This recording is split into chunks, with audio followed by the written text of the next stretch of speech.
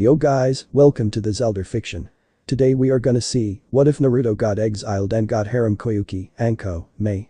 Part 2. If you end up liking this video, please consider subscribe, so without further ado, let's get into the video. Beep, beep, beep, beep slam. That was the sound of Naruto smashing his alarm clock to pieces as he slowly opened his eyes to see the wonderful view of both of his wives sleeping on either side of him.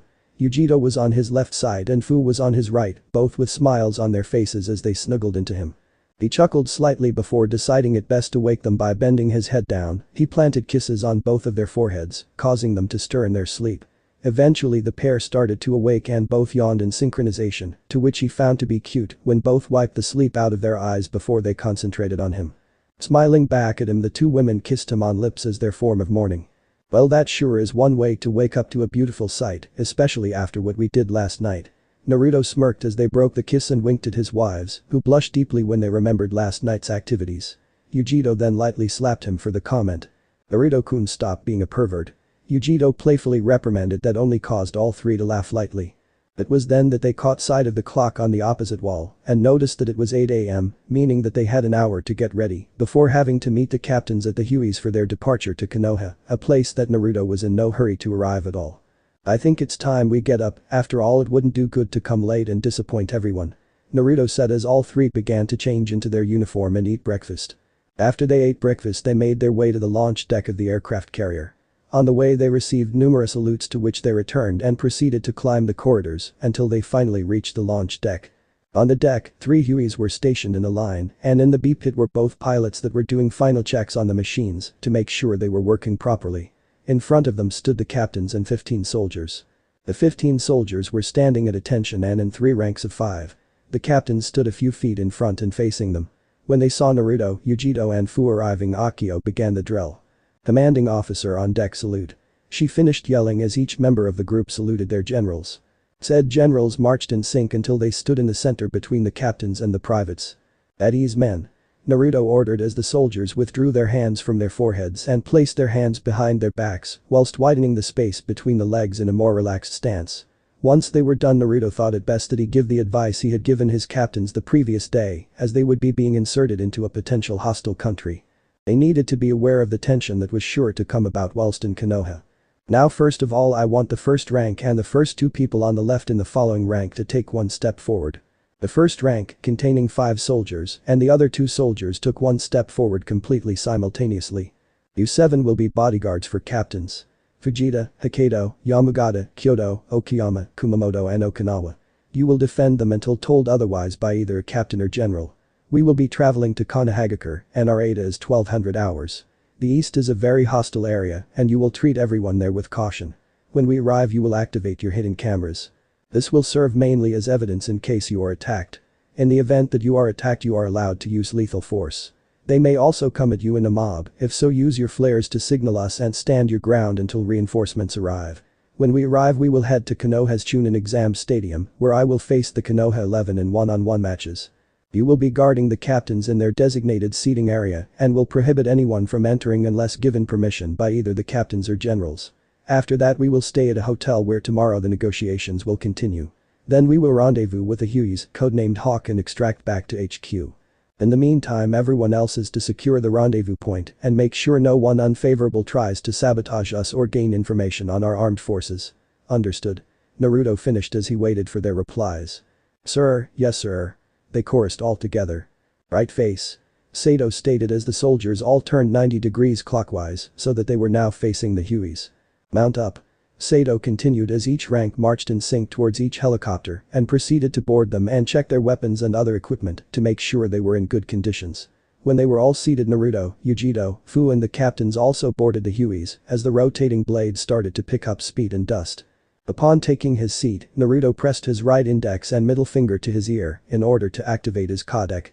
It was a very advanced form of communications that allowed all of his subordinates to contact him and, if necessary, allow the views of their hidden cameras to appear on his interface. The best part of it was that it practically invisible unless you were up close to him. Okay, we'll be moving in a reverse triangular formation. Hawks 1 and 3 will be at the front, whilst Hawk 2 will be at the back, and keep an eye out for anyone suspicious. This applies specifically to those who wear the attire of the Akatsuki or wear an Oto Hideate. Confirm orders. Sir, yes sir. was the resounding response as the Hueys took off and headed towards Konoha, with the cheers of the soldiers still on the ship following them across the water. As the helicopter swept past villages, rivers and forestry, Naruto couldn't help but reminisce the experience that he once had with the continent, and despite the fact that he didn't like the hidden villages, he couldn't help but enjoy the feeling of nostalgia as the fresh air whisked past him and he closed his eyes for a moment before sighing in relaxation. Upon opening them again, he looked at the serious expressions on each of his soldiers' faces and had a small flashback on how he got them to be disciplined. Flashback. The hidden villages system is crap. They are too lenient towards them and allow dangerous personalities to come to fruit, especially since they allow them to become legal adults as soon as they pass their Jonin Sensei test. Naruto thought as he stared at his clock and tapped his left index finger on the desk in a smooth rhythm. He noticed these flaws when he thought back on his experiences. Sakura and Ino were allowed to continue their fangirl tendencies. Sasuke was still able to be an avenger. Choji could stuff himself. Shikamaru could still be lazy. Hiba could still be hot-headed. Hinata was still shy. Shino was allowed to invade the privacy of his comrades with his insects. Lee could still be too loud. Tenten was still allowed to only specialize in weapons and not advised to widen her range of jutsu, despite her ability to perform nin, tai and gain jutsu. Then finally Neji was still able to rely on his Juken as a Hyuga and was not told to also widen his range of jutsu, especially since his Byakugan and high chakra control, which was required for Juken to be utilized, could be used for medical jutsu to prevent the loss of life when on missions. Each of them had major flaws that could be taken advantage of. No, what Naruto needed was a system that allowed the soldiers relax and be serious when on missions, as well as make them become well-rounded soldiers that could adapt to any situation. He knew how many times problems had come about on missions because his comrades would allow their faults to rule their decisions or their weaknesses were exposed and ultimately brought more danger than needed to the mission. Example being Neji's strength was only in Juken whilst his other skills were academy leveler Sasuke and his revenge-driven ego. An idea then came to him as he stopped tapping the table with his finger. "That's it," Naruto inwardly shouted, causing him to wake up Kurama from inside his head. "What is Kit?" he questioned as he took a yawn and stretched out to click his joints in place. "I just came up with a system to allow my men relaxation but remain serious on missions and allow them to be adaptive," Naruto replied as the kitsune raised an eyebrow waiting for the answer. "How can you do that, Kit? All those ninja in Konoha and the other hidden villages only know discipline when their kages or leaders yell at them. Tours. In peace each soldier will have 6 months relaxation where they are not required to do any missions and can use the time for themselves whilst also being required to train to meet the standards we give. Then they must spend 6 months on duty and are expected to be serious about it and not allow their personal lives to get in the way. In war the time spent on duty will be increased due to the constant fighting and the relaxation period will have to decrease. We will also teach them not to complain as they would have been trained to accept the risk of discomfort and that they had the choice to not join but did. Lastly, we'll also give tests later on to make sure that they are still fit for service and anyone who isn't is either retrained or discharged if they reach over the limit of times they're allowed to fail." Kurama thought about the idea and admitted that it had quite a lot of merit to it. It would especially help the Owen avoid the problem of insubordination and as a result the Owen could avoid the consequences caused by them, such as a war because a soldier killed a high-standing official from a foreign country because they insulted them. He was even more convinced of this when he remembered that some of the shinobi wars were started because of less provocative activities. "Okay Kit, it sounds like a good idea specifically since it would mean less trouble for you as you do run a nation that rivals all the elemental nations put together," Kurama stated as he went back to sleep. Naruto sweat dropped at his tenant's ability to just sleep, he had to be lazier than the Naras. Meanwhile in Konoha. A certain pineapple-haired Chunin sneezed, breaking his concentration from the shogi game he was playing and sending the pieces flying over at his ex-sensei. "Troublesome, someone must be talking about me. Damn, I was so close to winning that round, so I guess the score is still 100-30 and to Shikamaru no less. I knew he was a genius, but this takes the rice cake," thought a certain smoking Sarutobi. Anyway, Naruto grabbed his ballpoint pen and started writing down the orders for the new system he wanted implemented for his army. Then flashback. It was then that he noticed a wooden crate that was on the helicopter. On top it had the word standard military outfit in big bold impact font and below it in a smaller font was the list of what it contained. 1x standard combat uniform. An Call of Duty Modern Warfare 2 Ranger outfit forest version. 1x first aid kit. 2x flashbangs. 2x smoke grenades. 3x M67 fragmentation grenades. 1x Beretta M9. 5x 9mm ammunition magazines, 15 rounds per magazine. 1x stun knife. 1x gas mask. 1x thermal night vision goggles. 4x ration bars. 1x water canteen. Plus other necessities.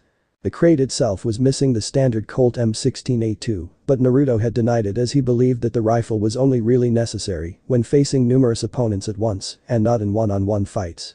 Looking towards his wives, he saw that they were staring out over the continent as well. Probably thinking back to their time here as well. He thought before closing his eyes to rest before he would have to face his former comrades. The thoughts were spot on as his wives were thinking back on their time in the elemental nations.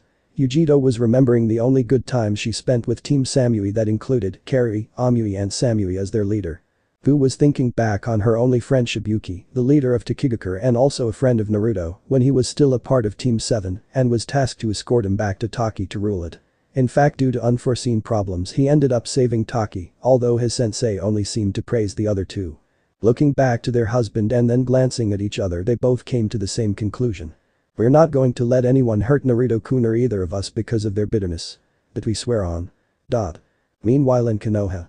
The Kages, Mifune, the Konoha 11, their sensei, Anko and Iruka, were all standing atop the Hokage monument that now had Tsunade's face added to it. Tsunade herself was pacing back and forth, biting her thumbnail every so often with a look of worry on her face.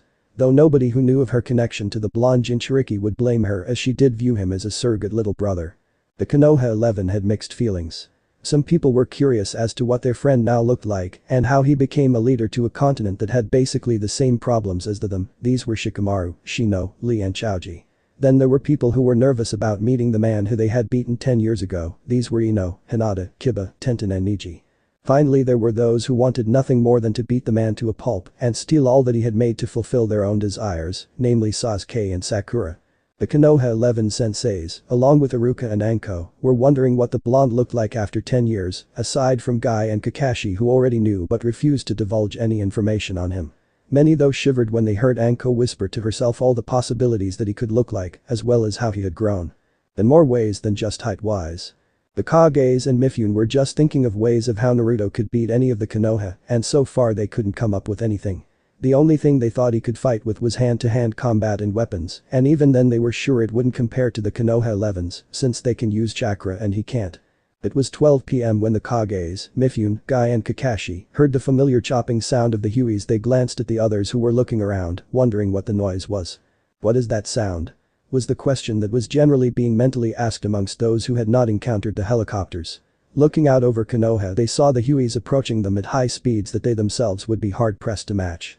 Those who hadn't seen them before wondered how on earth a nation that had no access to chakra could make something that could achieve flight. A feat that only a few in Iowa could do.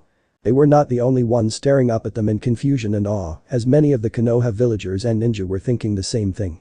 What the hell? They heard Kiba shout as everyone was forced to hunch over slightly as the Hueys started to land in the clearing behind the Hokage monument. As soon as the rotating blade stopped moving, the shinobi and samurai were able to stand at their full height again and gazed at the men and women standing before them. Naruto, his wives and his captain stepped out of their transports first and formed two ranks, Naruto and his wives in the front and his captains behind them. The other soldiers were still on the helicopters unloading the luggage everyone had brought with them. Naruto and his company gave a small bow in respect before he decided to greet the leaders.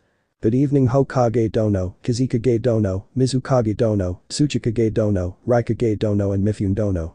He then glanced impassively to the others in the audience who all shifted slightly, except two who glared at him. Inwardly rolling his eyes at his ex-teammates' childish behavior, Naruto continued his introduction. "Along with me are my commanding officers of the United Whirlpool military. May I introduce Generals Yujito Nai Uzumaki and Fu Uzumaki. After them are my captains.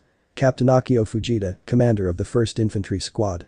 Captain Sato Hokkaido, commander of the 2nd Infantry Squad. Captain Takahashi Yamagata, commander of the 3rd Infantry Squad. Captain Inoue Kyoto, commander of the 1st Medic Squad. Captain Yamamoto Okiyama, commander of the 1st Airborne Squad. Captain Sakamoto Kumamoto, commander of the 1st Armor Squad. Then finally Captain Kinjo Okinawa, commander of the 1st Supply Squad. Once Naruto had finished, Yujito, Fu and the captains all gave a salute which confused the leaders but responded with a slight bow to show their respect. "Welcome Uzukage Dono. I believe that we should all depart to the stadium where you can change and then we can commence the tournament." Mifune stated monotonously as the Kages and Naruto nodded in response. Turning back to the Hueys, Naruto called out, "You know your orders." At that moment each soldier immediately leapt into action where 5 of the 7 bodyguards marched to each of their assigned captains, whilst the other 2 picked up the crate and brought it off of the helicopter. The remaining soldiers went about setting up the area so that they could sleep there, whilst also being easily able to respond to any attack. The position Naruto and his group formed where Naruto and his wives were at the front, the captains were behind them, along with the 2 carrying the crate, and the other bodyguards formed a protection circle around. While walking through the village the group got many confused looks from the populace due to their odd appearance, which changed to glares when they recognized their leader. The Kages and their group were sweating slightly when they saw the looks being given and hoped that none of them would try anything stupid. Hey, isn't that the QB brat? Monster should have died. They should be arrested and executed just for existing. No doubt those other people are being controlled by some genjutsu. As the insults continued being whispered, the ninja of the group who cared about Naruto and his company started to sweat even more. Some even took a moment to observe their reactions. To their surprise, none of their guests were showing any physical reaction to the negative treatment. They could tell through their eyes that they were annoyed, but other than that nothing. Most of their own would have showed some kind discomfort, but these Owen soldiers were acting as if nothing was going on, though they did tense when the looks changed from curiosity to hostile. Soon they arrived at the stadium that was currently empty, but would be full of people once the matches began. Alright, now that we have arrived we can begin. Uzukage dono, you and your men carrying the equipment may go to the changing room to change, and then go the arena where you will face the Konoha 11. Your generals, captains and their bodyguards may sit with us in the Kage box. From there on we will begin the matches. Tsunade said as Naruto nodded in motion for the privates holding the crate to follow him. Time skip. 2 hours later. The stands were packed with both civilians and shinobi, with the Kages and Naruto group being on the Kage box that had been expanded to better accommodate the extra weight. Seeing that everyone was in position, Tsunade stood up and began the announcement. Welcome everybody, today the Shinobi Alliance has arranged for a tournament between Konohagakure's Konoha 11 and the United Whirlpool Nation's Uzukage, Naruto Uzumaki. At the mention of the Konoha 11 many cheered, but they changed to boos and many other negative insults when they heard who the Uzukage was. Demon. We should have kill. Silence. Tsunade shouted, quietening the crowds with a burst of kai. Once they were settled down, Tsunade went back to announcing the part of the bet. Now this was decided because the effectiveness of the Uzukage's military was brought into question. In response, a challenge was presented: the Uzukage will face the Konoha 11 in one-on-one battles. Should he lose to any of them, his nation will be under the immediate control of the Shinobi Alliance, but if he defeats them all, then Uzushiagakure will become a part of the United Whirlpool Nation. Now let's proceed to the first match. Tsunade finished as she received cheers from the people in the stands. When she sat back down, she turned towards Kakashi and the other Jonin sensei, who were stationed as the guards for the Kages during the event. So Kakashi, what was the layout of the matches that your students decided on? Looking over to his superior, the copy nin gave her his patented eye smile, which really annoyed people since so far nobody had seen his face other than his late father, late mother, and the late medic nin that saw him at birth. Well, Hokage-sama, apparently the Konoha 11, still think that Uzukage-sama still has a crush on Sakura and that should be enough to win. After her it is Ino, Hinata, Tenten, Shikamaru, Shino, Choji, Kiba, Lee, Niji and then Sasuke. Tsunade raised an eyebrow at the statement about Sakura. First match. Naruto Uzumaki vs Sakura Haruno. Begin. But isn't Naruto Alria? Winner. Naruto Uzumaki. What? Minutes earlier. Naruto walked out of the dark hallway into the arena where he was met with the familiar scene of the forest clearing that he had been competing in to become a chunin over a decade ago. It looked cleaned, and although many of the trees and plants had been replaced and moved around, it didn't stop a small flashback he had that showed his match with Niji. He was no longer wearing his armor, but instead wore the standard combat uniform for his soldiers. On his right hip was the holster for his M9, and on his lower back was his stun knife placed horizontally. Also, he had his other various pieces of equipment on his person with easy access to them. Walking into the arena full of confidence that wasn't backed up by mere arrogance, but instead confidence that was supported by skills. When he heard the comments made about him when he was announced, he mentally shook his head at the stupidity that had come about. It made him think how blind or idiotic the previous Hokages could have been if they believed Konoha to care for all of its inhabitants like family, when they have shown time and time again that they don't care about anybody if it was only slightly not human. To add insult to the injury, the civilians are trying to control the shinobi as if they were their servants, and if they were challenged, they would say the demon is controlling them. Then again, he hasn't seen firsthand what the village was like before the QP attack, so he couldn't judge them on that, though he was not allowing them to use that as an excuse for what they had done. They had been told to treat him like a hero by their prized Yondaime, and they spat on it. Whatever happens to them is because of their own doing, not the Hokage's. Upon seeing who the proctor would be for the tournament, he turned a bright red at seeing Anko Mitarashi standing in the center of the clearing in the same outfit she had worn during the Chunin exams. It was always baffled him on how she could wear something like that and not in the least feel insecure about it. When said woman turned and saw Naruto standing there, she gave him a big grin that seemed to stretch across her face. "Hey there, stud. So you ready for your first match?" "Yeah, I'm ready, let's get this show started then." Naruto nodded, giving a smile back to the snake using Kunoichi. "Right, by the way, when this is over, do you want to get some dinner together after this?" she asked in surprisingly nervous tone. Raising an eyebrow, Naruto thought back on his interactions with the woman. She wasn't mean to me like everyone else, and in fact she is treated to a lesser extent like me because of her past affiliation with Orochimaru, so maybe, he thought before replying. "Sure, but anything further and we will need to talk to Fu-chan and Yujito-chan about it. I don't want to start dating anyone that would upset my two wives, so it will be their decision overall." Sighing, Anko nodded in response. She knew it would be difficult, but it didn't stop her. In fact, she saw it as a kind of challenge. To be honest with herself, she had had a slight crush on the blonde when she was assigned to be his hidden guard when his birthday came about. He wasn't beaten constantly, just on his birthdays that coincided with the QP's attack. Other than that though, he was ripped off when shopping, if he was even allowed to shop there in the first place. He was insulted by just about everyone in the village and was sabotaged in the academy by the teachers, except for Iruka. In fact, Naruto in a way had suffered worse than Gaara did, despite saying otherwise during the Chunin exams. This was because even though everyone knew about Gaara's status, he was never actually beaten because of Shukaku. He certainly wasn't ripped off by store owners, and he knew who his parents were, despite thinking that they hated him. The only thing that he had over Naruto in that department was that he was robbed of sleep, which was fixed recently when the Ichibi was ripped out of him and Lady Chiyo sacrificed herself to bring him back to life. Back to the subject at hand, before any of them could continue they heard footsteps from the other side of the clearing. "Naruto Baka, quit harassing the proctor," Sakura said as she scowled and stomped towards the center. Naruto's response was to just put on a blank expression. Once they were all ready for the fight, Anko went over the rules. Now the rules of these fights will be as follows. Everything goes. The match will only end when one gives up, is unconscious, is dead, or I step in. Naruto Uzumaki cannot use any chakra-based jutsu.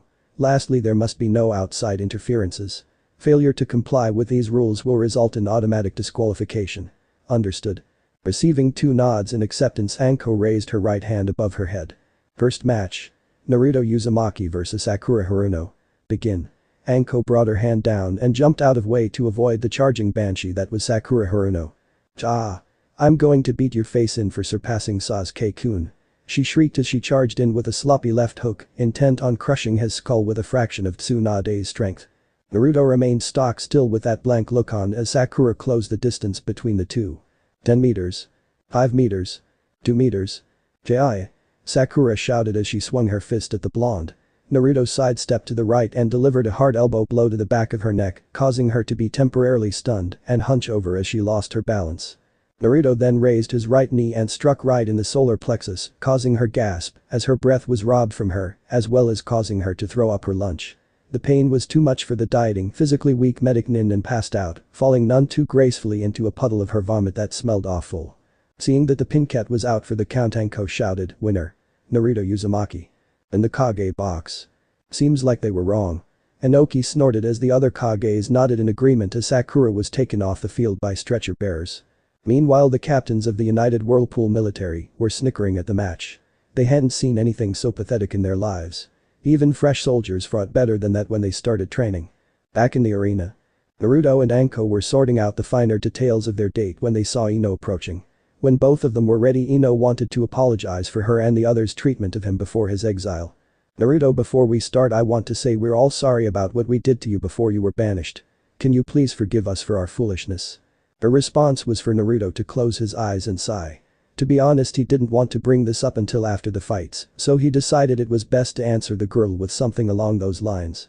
"Yamanaka-san, this is not the time, nor the place to be discussing this kind of sensitive topic. I will speak to you and the others when the fights are over," he replied as he got into his fighting. Withdrawing the stun knife that was sheathed horizontally on his lower back, he proceeded to stand with his right leg in front of his left, held the knife in the reversed grip in front of him, along with an open left hand, and crouched slightly. Ino nodded and got into her family stance as Anko came up to begin the battle. Second match. Naruto Uzumaki vs Ino Yamanaka. Begin. Ino threw several shuriken at the blonde before blurring through hand seals as she performed her clan's most famous jutsu. Shintention no jutsu. Ino shouted, her hands in a triangle-like shape and aiming at her fellow blonde opposite her. Up in the competitor's box. Damn it, Ino, that jutsu won't work. Shikamaru cursed as he facepalmed at her carelessness. What do you mean? Choji questioned, who was munching on some crisps that he had brought with him. Choji, that jutsu requires the target to be immobilized because of the backlashes it demands. In the beginning her mind moves slowly and in a straight line, so all Naruto has to do is dodge to avoid being affected. Then as it takes time for her mind to return to her body, Naruto can walk right up to her prone form and it's game over for Ino. It's the reason why we have the Ino Shikacho trio, because it's our jobs to keep our targets from moving so she can get a clear shot. Shikamaru groaned as he took out a cigarette and lit it before taking a puff. Back in the arena. True enough, that is what exactly was happening, for as soon as Ino finished her jutsu, Naruto dive rolled to the right and ran straight to Ino's prone form. He then placed his stun knife at her neck and Anko decided to call the match. Winner.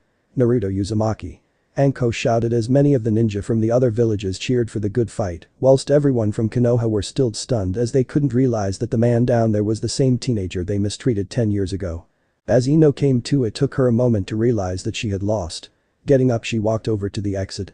Just before exiting, she looked over her shoulder towards Naruto. Naruto, promise you will speak with the Konoha 11 after this, we really want to apologize for what we did. And I said yes, now go, we have another match to do. Naruto replied as Ino nodded and finally was out of his view, only to be replaced by a blushing Hinata.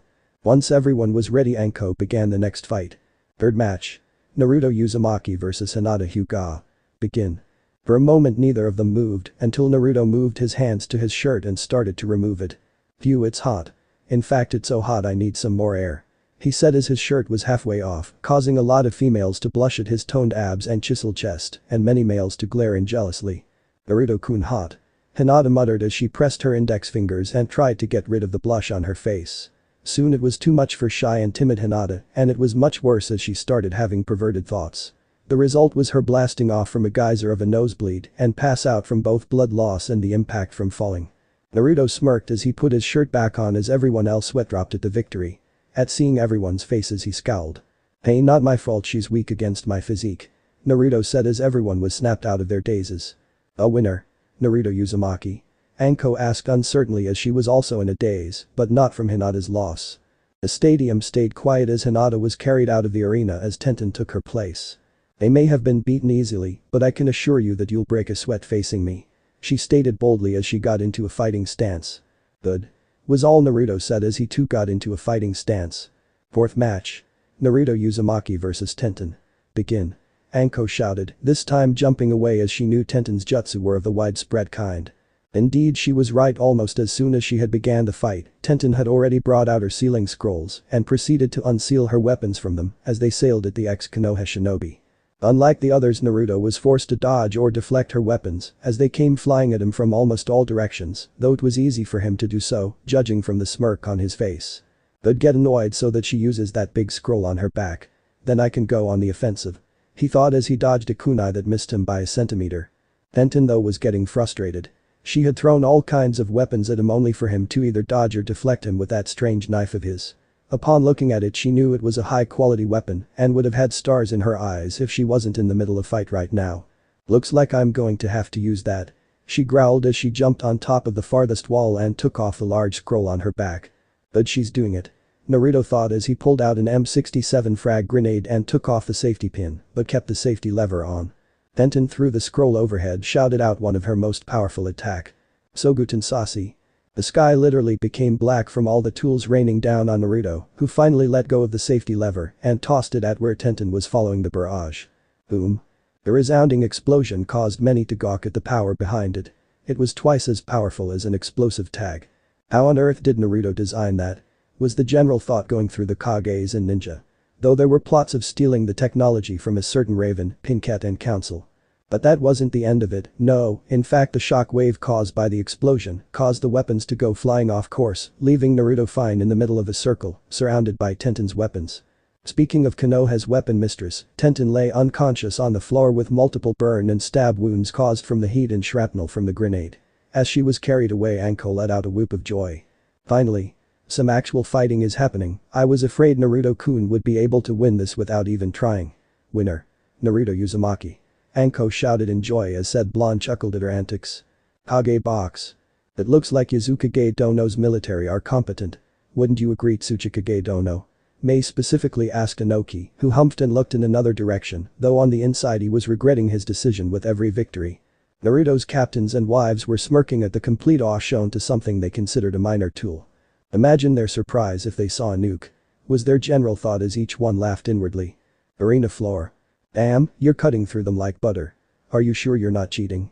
Anko mocked as Naruto laughed heartily at her. No, Anko-chan, I can assure you that I am not cheating. The reason why I am winning is because I am mainly using tactics. Whereas most of the ninja today use flashy jutsu and have honor, I do not. To me it's about doing the job right, and the only time this won't happen is if civilians or hostages are involved, as I would focus on their safety, and unlike the hidden villages here, who make the shinobi look like heroes, all of my soldiers are taught both the good and bad about the military. They know that heroes are only made by the leaders when in fact all it was them defying the odds. Take the Yondaime Hokage for example, the possibility of winning against an army is small with one man, but with the Hiraishin he won against the odds, and so he was named a hero. What they fail to realize though that one man's hero is another man's villain. Whilst in Konoha he is seen as a hero because he saved a lot of Konoha ninja, and Iwa he is seen as a villain because of the Iwa ninja he slaughtered, causing pain for any loved ones or relatives back home. Naruto informed Anko as the next opponent, Shikamaru, turned up. Troublesome, let's get this over with. He drawled out as both took fighting stances. Diff match. Naruto Uzumaki vs Shikamaru Nara. Begin. For a minute or two neither combatant did anything until Naruto spoke up. Hey Nara-san, you don't look like you want to be here, so why don't you just drop out? After all you won't gain anything you could use. Naruto asked in rhetorical tone as he rolled his neck in preparation. Fine, I forfeit. As soon as the words processed through everyone's heads they all face vaulted and started shouting obscenities at the lazy genius. Naruto and Anko were standing there with wide eyes and mouths open as they couldn't believe that actually worked. Oh okay, winner. Naruto Uzumaki. Anko stammered out as everyone continued to insult the Nara as he walked back to the Konoha 11. I can't believe that actually worked, I was only joking, I didn't think he would actually do it. Naruto quietly said. Both proctor and combatant shook their heads to keep their focus on the topic at hand. Competitors box. Shikamaru, you lazy ass, you didn't even try anything. Ino scolded Shikamaru as he gave her a blank look. If you had been looking more carefully you would have seen that I had him trapped in my Kage no jutsu, however, when he rolled his neck without me doing it first, I know my jutsu wouldn't even phase him, ergo no need to fight a match that would be too troublesome. Shikamaru intelligently spoke as he took another cigarette and lit as he gazed down to continue watching the fights, ignoring the looks being sent at him from the others. Down in the arena. You know, at the rate you're going at we could schedule our date for as soon as this test finishes. Anko said as Naruto shrugged his shoulders in response. It was then that they spotted Shino coming down to begin his match. It's good to see you, Naruto-sama, after such a long time. Shino said monotonously whilst giving a small bow in respect. You too, Aburami-san. Naruto replied, mirroring Shino's bow as both took up their positions. 6th match. Naruto Uzumaki vs Shino Aburami. Begin. As soon as Anko had finished her announcement, insects started to fly towards Naruto, who remained still again as before. Up in the Kage box. What is Uzukage Dono doing? Surely he knows that what he is doing is a great risk. Mei questioned as the other Kages apart from the Tsunade nodded in agreement. Just because it is a large risk doesn't mean that it will fail, it means that the likelihood of success is small. Naruto however has proven that every single time this has happened to him, he pulled it off. Tsunade said as the others thought back on what they know of him. We said the same thing when we first saw him, but now look at him. He united all of our nations, and peace has been achieved there unlike this place.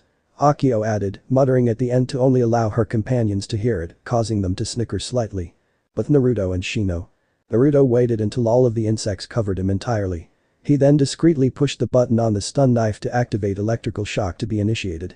On cue all of the insects let out a loud screech as they burned, and Shino was too shocked to do anything against it as the surge traveled across them and back to him, shocking him as well. Soon it became too much and he collapsed from the pain, both physical from the electricity and the fact that his insect colony was almost destroyed. The crowds were once again stunned by the fight. They thought he couldn't use jutsu, but he hadn't used any chakra. Therefore somewhere along the line he had found a way to use lightning without the need of chakra. It was shocking to say the least. The Kages themselves were in the same state of mind, many of them were just blank on the inside as they were still staring in awe at what had transpired. Naruto's group though were laughing internally at the looks everyone had. It seemed that they believed everything relied on chakra. Boy were they in for a wake-up call. Winner. Naruto Uzumaki. Damn, I'm bored having to repeat that. Anko ended complainingly. Don't worry, there's only 5 matches after that. I would like to treat you to a homemade dinner. Naruto said as Anko licked her lips in anticipation. Can I join? A voice questioned as the pair looked to see Choji appear in his samurai armor. Sorry Akimichi-san, that's for a date, now let's begin. Naruto stated as he stood in his combat stance again. Choji nodded and did the same. 7th match. Naruto Uzumaki vs Choji Akimichi. Begin. Choji was about to start doing hand seals until he saw Naruto take out a ration bar and start eating. What are those? Choji asked in curiosity. Oh, just a protein bar, helps with conserving energy. Want one? Naruto finished, handing out one of the bars towards the unsuspecting Choji. Sure. Choji replied as he took one and ate it. As soon as the food touched his tongue his eyes narrowed and his face turned a shade of green as he threw it away and started throwing up. He was too preoccupied with trying to keep his lunch that he didn't notice Naruto walk up to him and knock him out with a simple chop to the neck. Winner. Naruto Uzumaki. What was that you used against him? Poison. Anko added as she finished announcing the winner. Grinning, Naruto brought up the ration bar that he had given Choji. Nope. The food was just horrible. You see, those were emergency food rations. They're kind of like the soldier pills, except it replenishes the body's energy instead of chakra. The problem with them though is that they taste terrible or tasteless, but hey, my men are trained to eat stuff like this until they can eat with a straight face like I did then. Naruto said as Anko took a bite from the one he had eaten. Almost immediately she spat it out again, making retching sounds, but not actually throwing up. Fuck, that's crap. This should be used for torturing people, not as an emergency food supply. She choked, throwing the pathetic excuse for food back to Naruto, who shrugged and finished it. This prompted Anko to make gagging noises to mock him, to which he returned with shaking his head with closed eyes and a small smile. Kage box. You know, if that kind of food can even make an Akimichi vomit, then I really don't want to try it. Gaara said in his usual monotone voice. The other Kages agreed quickly, deducing the same as the Uzukage. You're not the only ones. Was the thought process of Naruto's group. Despite their experience and tolerability with the stuff, it still tasted horrible. Arena. Hey Naruto, good to see you again, buddy. Arf. Kiba and Akamaru said simultaneously as they both stood opposite Anko and Naruto, who were discussing some everyday things about their lives. Naruto though looked blankly at the pair before he spoke in a rather cold tone. Then Inuzuka-san, do not speak to me in a friendly tone. After what you and some others did, you have no right to address me in such a familiarity voice. If you must address me, it will be either Uzumaki-sama or Uzukage-sama. Now let's begin the match. Both of his opponents flinched at his statement but got into fighting stances nonetheless, indicating that they were ready. 8th match. Naruto Uzumaki vs Kiba and Inuzuka. Begin. Kiba took out a soldier pill and tossed it to Akamaru, who swallowed it and his fur started turning red. Ijuninpo. Shikyaku no Jutsu. Kiba yelled as he started to gain more canine attributes which were essential for using his clan's jutsu. Flashing through hand seals, he got down on all fours as a chakra aura started to show. When he finished them, he was now surrounded by chakra-like flames as he called out his next jutsu. Akamaru then disappeared in a poof of smoke, only to be replaced with an exact twin of Kiba. He was also in the same all-fours position as the original. This trick again. Come on, this is going to be boring, although I don't want to push my luck since I am only wearing standard gear here and not my customized gear. That does remind me, I need to check in with Gunsmith and see if my order is completed. I don't like that 5.7 I carried when I first arrived. Though I admit it is a good gun, it just doesn't suit my style, and this Beretta M9 doesn't even compare to what I ordered.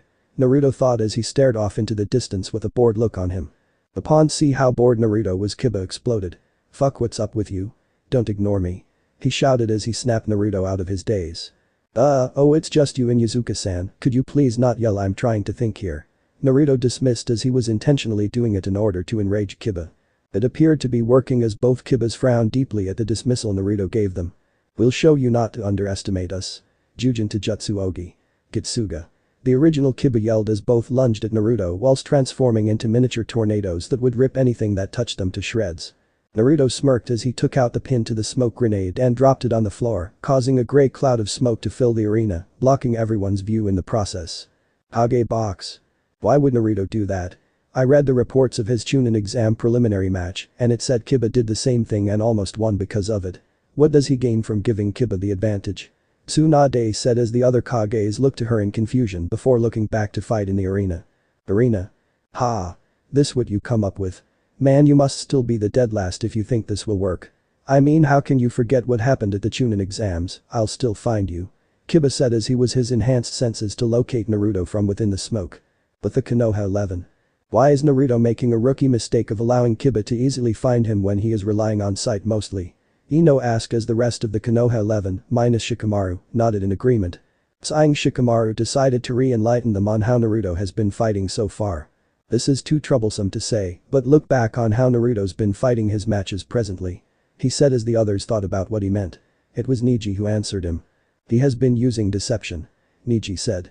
Nodding towards the Hyuga, Shikamaru continued. Right, so don't assume he is being stupid because whatever he did it for a purpose. He stated as the others looked back towards the fighting arena. The smoke was clearing and Kiba could clearly see Naruto, but now he was wearing a gas mask and his thermal goggles, not that he knew that. What the fuck's that? Kiba demanded as he heard a muffled chuckle come from Naruto. Well, Kiba, this is known as a gas mask, and what it does is allow me to breathe in a cloud of poison gas, which just so happens to have been the cloud we were in just a moment ago. Naruto informed Kiba in a slightly cheerful voice. But neither Akamaru or I could smell anything in the smoke. Kiba protested, getting a nod along with the transformed Akamaru. In response, Naruto spread his arms out in a kind of I don't give a crap look. Doesn't matter to me.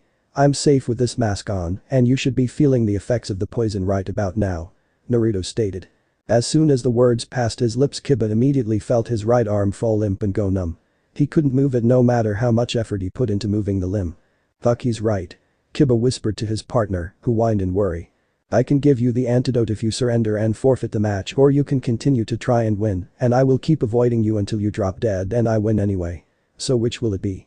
Naruto asked, trying to keep any humor out of his voice. To many who knew Naruto from Konoha, this was surprising considering they believed that he would never try to kill a comrade. Though many who personally knew Naruto believed that even though it was unlikely, it wouldn't be surprising, especially with what happened before he was thrown out of Konoha. Thinking over his options, Kiba decided to not risk and raised his hand. I forfeit. He reluctantly said as Akamaru transformed back into his original form. Winner. Naruto Uzumaki. Anko announced, though nobody applauded because although the match was over, the case of Kiba's poisoning was still their main concern. Well, give me the antidote quickly before the poison kills us. Kiba yelled as Akamaru barked in agreement. Naruto then gave a sheepish grin. There isn't any. What? Kiba shouted, angry that he was tricked and would die for it. Naruto, seeing this, decided to explain before there was a stadium-wide panic. There was no poison either. I used the first rule for ninja. Deception. I convinced you that the smoke was poisonous and that I was safe because of the gas mask, when in reality all it was a large smoke bomb. But what about his arm? Anko asked as she too was curious about how Naruto made Kiba's arm numb. Naruto then pulled out a small syringe with the word morphine written on it. This is known as morphine. It is used for treating battle wounds that are gained in a fight. When someone is wounded, the pain is numbed by injecting this into the opposite limb to where the wound is. It then nullifies the pain receptors around the wound so that the brain doesn't register the wound there. This way men don't shout out in pain and give away their location and don't die from shock, but the downside is that the whole limb is numb to the point of being useless. I injected it into you when you were in a rage in the smoke so that you didn't register it. I found you in the smoke by using my thermal goggles, points to the goggles on his head, to track your heat signature. Naruto finished explaining. Many of the medic nin and doctors were looking on in awe at the medical tool. They could really use that to allow patients relief from the pain they endure when out on missions. Tsunade herself wondered if it would be possible to arrange a trade for them. The other Kages were along similar lines, though more for what Naruto used it for in combat. After all, being able to make an enemy collapse from numbness would help them a great amount. But the Konoha 11. See, told you he had something cooked up. This whole thing has become too troublesome if you ask me. Shikamaru said as he finished his latest smoke. HN, the dobe's been lucky, so what? He won't beat me in Uchiha Elite. Was the arrogant Uchiha's statement, which caused all the other occupants Shikamaru, Lee and Niji to glare at him. Knowing he was outnumbered, Sasuke scoffed and went back to scowling at the blonde Uzukage as Lee made his way down to the arena. Arena? What is it you plan on cooking for me, Naruto-kun? Anko Kudas gave Naruto an innocent look that most men were unable to resist. Keyword being most. Anko-chan, I'll tell you later, but I think Lee-san would like for the match to start. Naruto said as Lee gave him his signature good guy pose. Yes, I do believe we should begin this youthful match between two youthful fighters. If I can't win, then I will do 200 laps of Konoha. If I can't do that, I will do 400 push-ups, and if I can't do. Shut up. We know already. Everybody shouted towards Lee as everyone knew to cut him off before he and Guy did their most dangerous genjutsu. Hugging each other on the beach during a sunset. Lee blushed from embarrassment before he stood in his ideal fighting stance, the Goken. Naruto withdrew his stun knife and once again took up his combat stance. Anko, seeing that both of them were ready, raised her hand. Ninth match. Naruto Uzumaki vs Rock Lee. Begin. Lee leaped at Naruto with Med Jonin speed and threw a fast right jab that Naruto ducked under.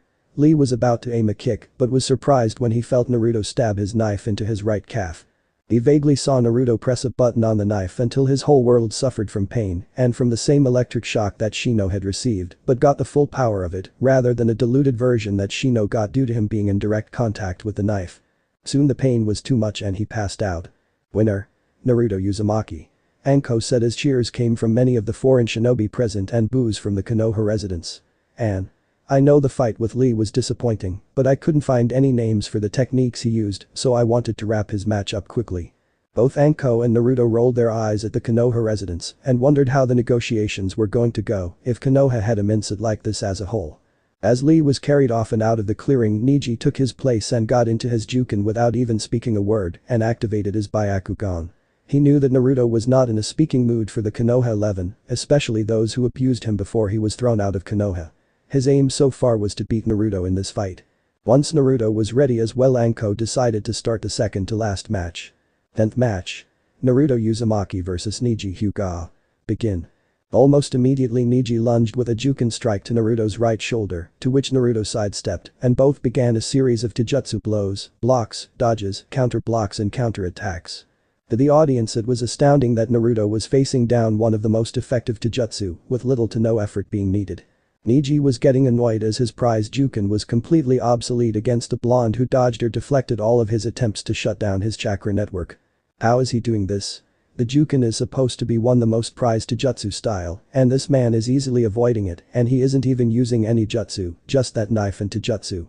Neji thought as he made one last effort to Juken strike his stomach only for Naruto curve around his outstretched palm and landed a punch to his head, causing him to stagger slightly. That's another thing, his punches are even more powerful than Lee's. If it wasn't for the fact that Naruto was banished, I would have thought Tsunade taught him her super strength. He mentally added. Naruto meanwhile was waiting for Neji to pull a certain stance that would give him the opportunity to counter and end the match. During all of this he kept one of his hands close to the assortment grenades he had as the fight dragged out. A couple of minutes later Neji was getting agitated, decided to use something from the Chunin exams as he jumped a few yards away before he got into a different stance that all the Hyuga recognized right away. Naruto though mentally grinned as he saw the stance. Now to put my plan into action. He thought as he reached to back of his belt and grabbed something that went unnoticed by everyone else. You're within my range of divination. Haki Hyaku Nijihachi Sho. Neji called out as he charged at the blonde Uzukage. Only to see a small device being thrown right into his view. He quickly glanced at Naruto to see him closing his eyes and covering his ears. Instinctively he did the same, but two things prevented this.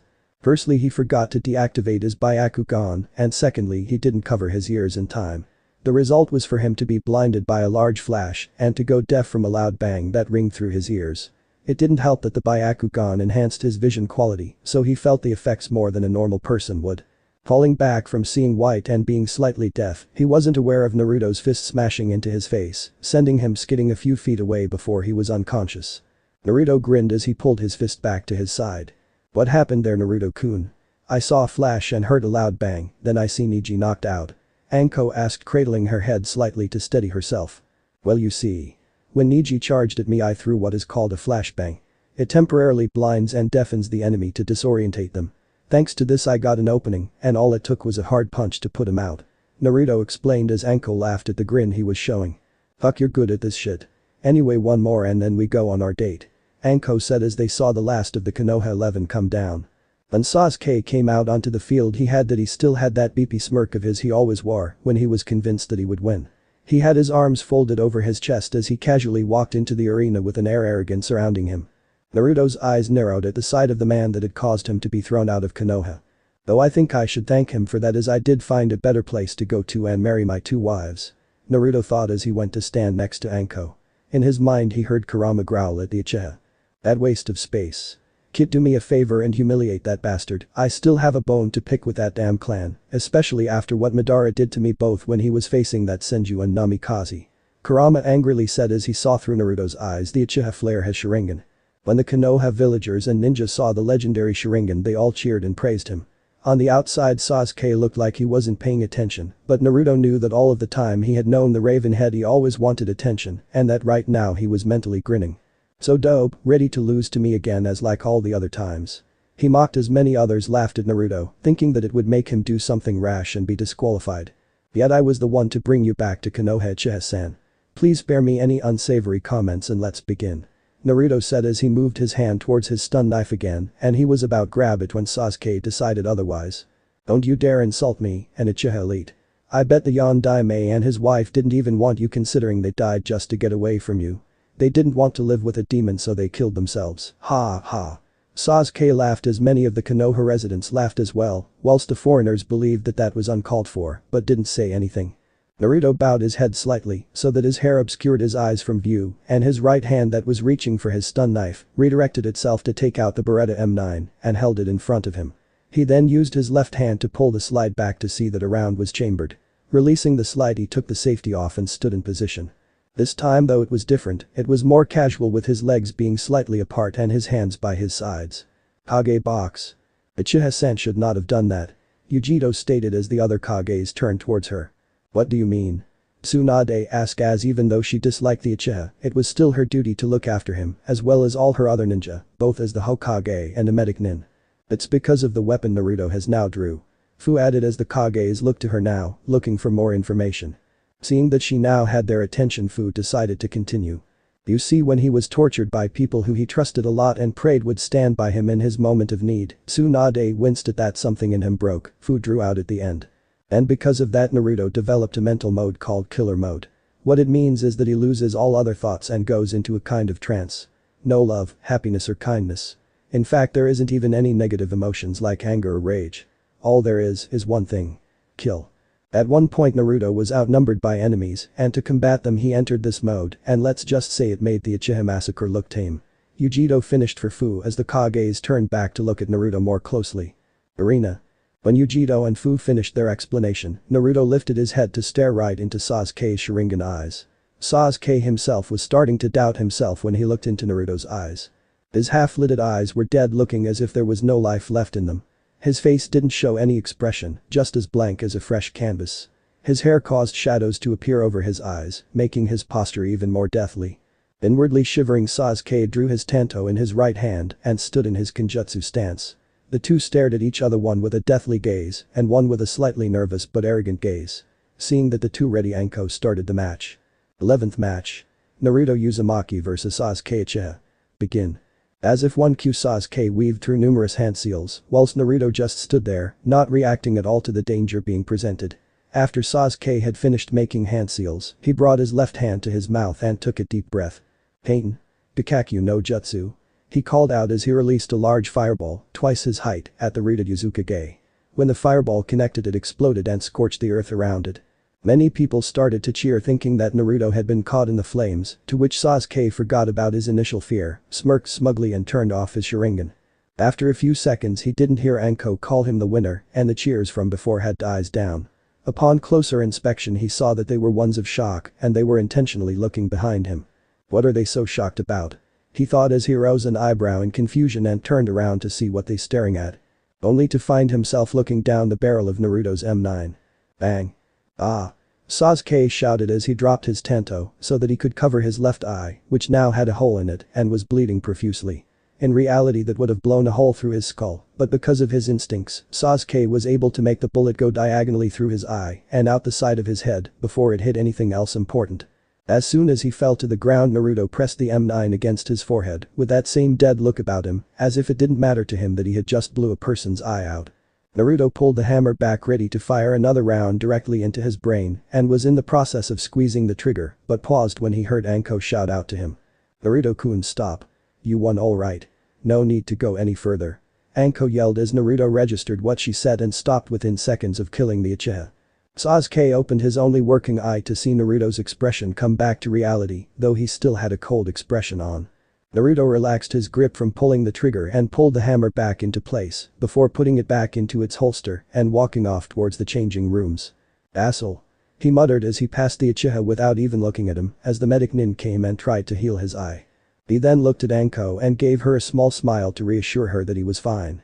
"I'll pick you up after the negotiations for our date, Anko-chan," he said cheerfully as Anko nodded back with a grin as she decided to finish the tournament.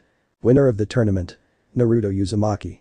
Many of the foreigners cheered loudly, including the captains and privates, whilst the Konoha residents kept quiet as they were inwardly fuming that the demon won. The Kages themselves were shocked, though Inoki was more like sweating as he knew what that meant. Uzushiogakure was now under the Owen's control and not theirs, all because of his stubbornness. As Naruto walked into the changing rooms, he absently thought of what the negotiations would be like. Most likely a pain in the ass. He thought as took off his helmet and started changing. If only he knew how right he was. Meanwhile. So the QB's Jinchuriki won the bet and is now the owner of Uzushiogakure.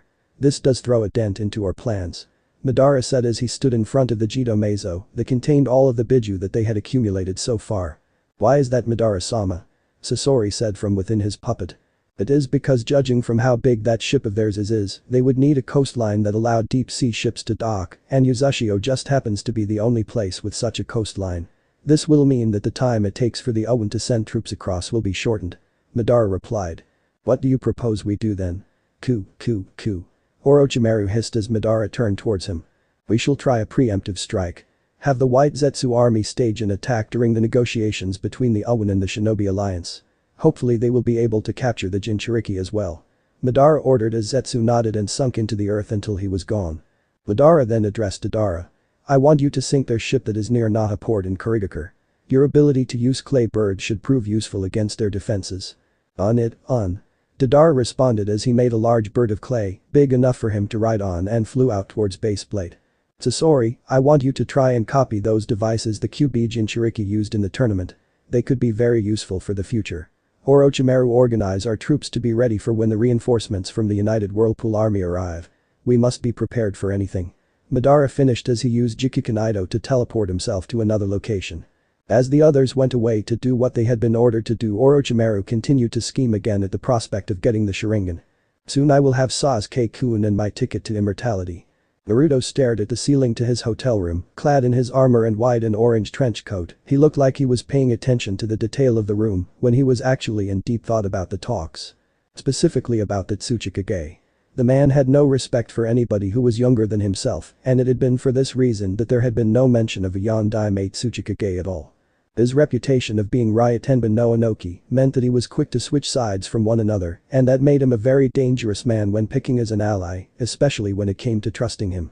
"He'll definitely try and gain something out of me, that's guaranteed," Naruto thought grimly with a frown. I don't like this just as much as you, but I wouldn't worry much about that senile old man. Remember, you won that bet fair and square. The Kages cannot afford to lose the Owen, and so should give you Uzushiogakure as promised, though it was already yours by birth." Kurama mentally added, trying to reassure his partner so that he would stop worrying over things too much. By focusing too much on one thing he would become oblivious to everything else, something that a leader mustn't fall into. I know, but still I can't help but feel a headache coming on soon," Naruto mentally replied to his tenant as he stood up and stretched his muscles, causing his joints to pop into place. He yawned as he walked over to his equipment laying nearby. Picking up his sidearms, which were in his holsters, he tied them around his hip securely to stop them from falling down. Next he placed his Colt M4A1 Sopmod on his back by the strap, his stun knife was on his lower back from his fights with Konoha 11, and his sword was attached to his left hip. Placing his right index and middle fingers to his right ear, Naruto activated his codec to get in contact with his wives and captains. "Uzukage-sama," was the simultaneous replies from his generals and captains. "Everyone meet me in front of the hotel at 1100 hours. That will be when we will go to our meeting with the Kages." Naruto ordered as he heard numerous confirmations through his codec. When everyone had confirmed his orders, he took his fingers away from his codec and glanced at the clock opposite the bed. 9:30 a.m. it showed, meaning he had an hour and a half until he met up with the others of his group. I could use some breakfast. He thought absently as a particular ramen stand came to mind. Over the course of his banishment he had learned to not constantly eat the stuff, but he could have it as a treat since he was eating more healthily. So whilst he would eat normal food just as much as everyone else, he still loved to have ramen from time to time, and that time was now. Plus he would be able to tell Tucci and AM about his offer to move to the Owen in person, as it seemed more polite than sending a message. Shutting and locking the door to his room, he made his way towards Ichiraku ramen stand. Konoha streets. It would appear that nothing has changed since my banishment. Naruto thought as he knew the villagers were either glaring at him or whispering insults, thinking he couldn't hear them. Ah-chan, what's that armor that guy is wearing? Never you mind Toshiro-kun. Just stay away from him, he'll only lead you to your death. Oh okay Ka-chan. Naruto sighed as he heard the small conversation between the mother and her son. Truth be told he wanted nothing more than to go there, chew out the mother and tell the kid otherwise, but a couple of things stopped him. Firstly he couldn't afford to cause any trouble at the moment, and secondly despite his feelings, he didn't want to cause a rift between the mother and her son, especially since he mentally saw himself and Kushina in their places. Though he was pretty sure his Ka-chan wouldn't have been as cruel as this woman was if she was warning him about someone. Soon he saw the familiar stand that he had visited in his childhood and had a small flashback of the first time he came here with the Sandayami when he was about 6 years old. Pushing the flaps to allow him entry, he saw that the stand was mostly empty except for Tucci, who had his back to him as he tended to the food. He took a seat on one of the stools and looked to see that the stand hadn't changed at all since his banishment. What'll you have? Tucci said in a bored tone voice, with his back still facing him. Naruto raised an eyebrow at the unusual behavior. As far as he knew Tucci always greeted his customers with a cheery attitude, but now that he thinks about it, Tucci and his daughter could very well have been affected badly by his banishment, so it wasn't completely a surprise that Tucci wasn't very friendly. One miso ramen please? Naruto asked.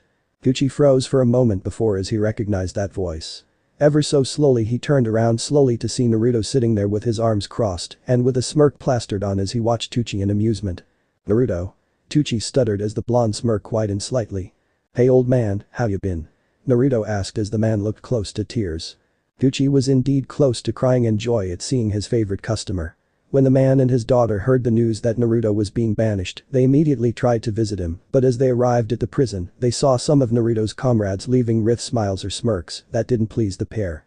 They were denied entrance, and when they asked for an explanation they were told that only shinobi could visit shinobi criminals. They knew the man was lying, but they couldn't force their way through, and they couldn't ask the Hokage, as his banishment was scheduled for the same day. The time it would have taken to gain entrance would be too long from the constant blocks the civilians would try to put up. In the end all they could do was watch in sadness as Naruto ran as fast as he could away from them until he was no longer visible to them, having ran too far for them to see them. Almost as soon as he was no longer visible the villagers started to celebrate, glad that he was gone.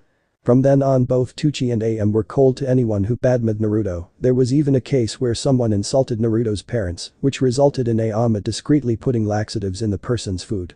The Konoha 11 were also treated coldly, even those who had nothing to do with Naruto's banishment. The reason being that even though they didn't treat him horribly while he was in prison, they did constantly get on his case for even the minor of things when he was with them in both the academy and when they were made genin. Naruto my boy, how are you here though? I thought you weren't allowed back in Konoha, not that I mind or anything. Tucci quickly added at the end in the hopes of not insulting the man. Naruto waved off the accidental insult, it was a legitimate question since he didn't know of his current status. No worries old man, the reason I'm here is because the Shinobi Alliance can't handle one village and one criminal organization, so they decided to try and get my nation involved so that they survive this war that Akatsuki started. Naruto explained with extra emphasis on the mai in his response. Tucci was stunned to say the least.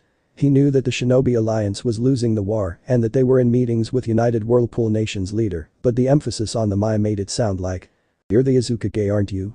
The nod in response confirmed it as the two shared stories and Naruto had his ramen. Naruto told Tucci about how he untied the West to form the United Whirlpool Nation, and Tucci filled Naruto in on how his life was during Naruto's banishment. After an hour had passed the two finally stopped and Naruto thought it best he give Tucci his offer before he left to meet with the rest of his group outside the hotel. "Say old man I was wondering if you considered moving to somewhere else." Tucci scratched his chin in thought as he mulled the idea over. If he was honest with himself, he did think about moving ever since Naruto was banished, but had decided against it because of the dangers of bandits, possibly ninja, and the trouble of setting up shop at their new location. I have considered it, but there would have been dangerous people out there that we could run into, as well as the problems we would face of getting started and selling that made it impossible for us to move. He replied. Well then, how about this? I will take care of everything that you would need to move to the Owen, and in return you give me a discount from time to time. Naruto offered as Tucci thought the offer over. After a couple of seconds, Tucci gave Naruto his reply. Okay Naruto, you got yourself a deal, and I will tell AM of this when she comes back from picking up some supplies. That reminds me, she really missed you as well, and I'm pretty sure that she would love to see you again after so long. Tucci said as Naruto nodded in return. Alright, I talked to her later on as my group and I will be going back to our headquarters after our meeting with the Kages. Before then, pack all of the essentials that you need and head to the Hokage monument, where I will meet up with you there. After that we will send you to the Owen, where for the time being you will be living as guests at my home, then we will set you up with the resources you will need. I am pretty sure that business will be fruitful considering you were some of the only people to treat me with kindness when I was in Konoha. Naruto informed the chef. He was glad that the man was coming back with him to the Owen. It was also easier that they were civilians, since the Kages could not interfere with civilian affairs, and the civilians could not hold them in Konoha unless they were being charged with a crime with valid evidence.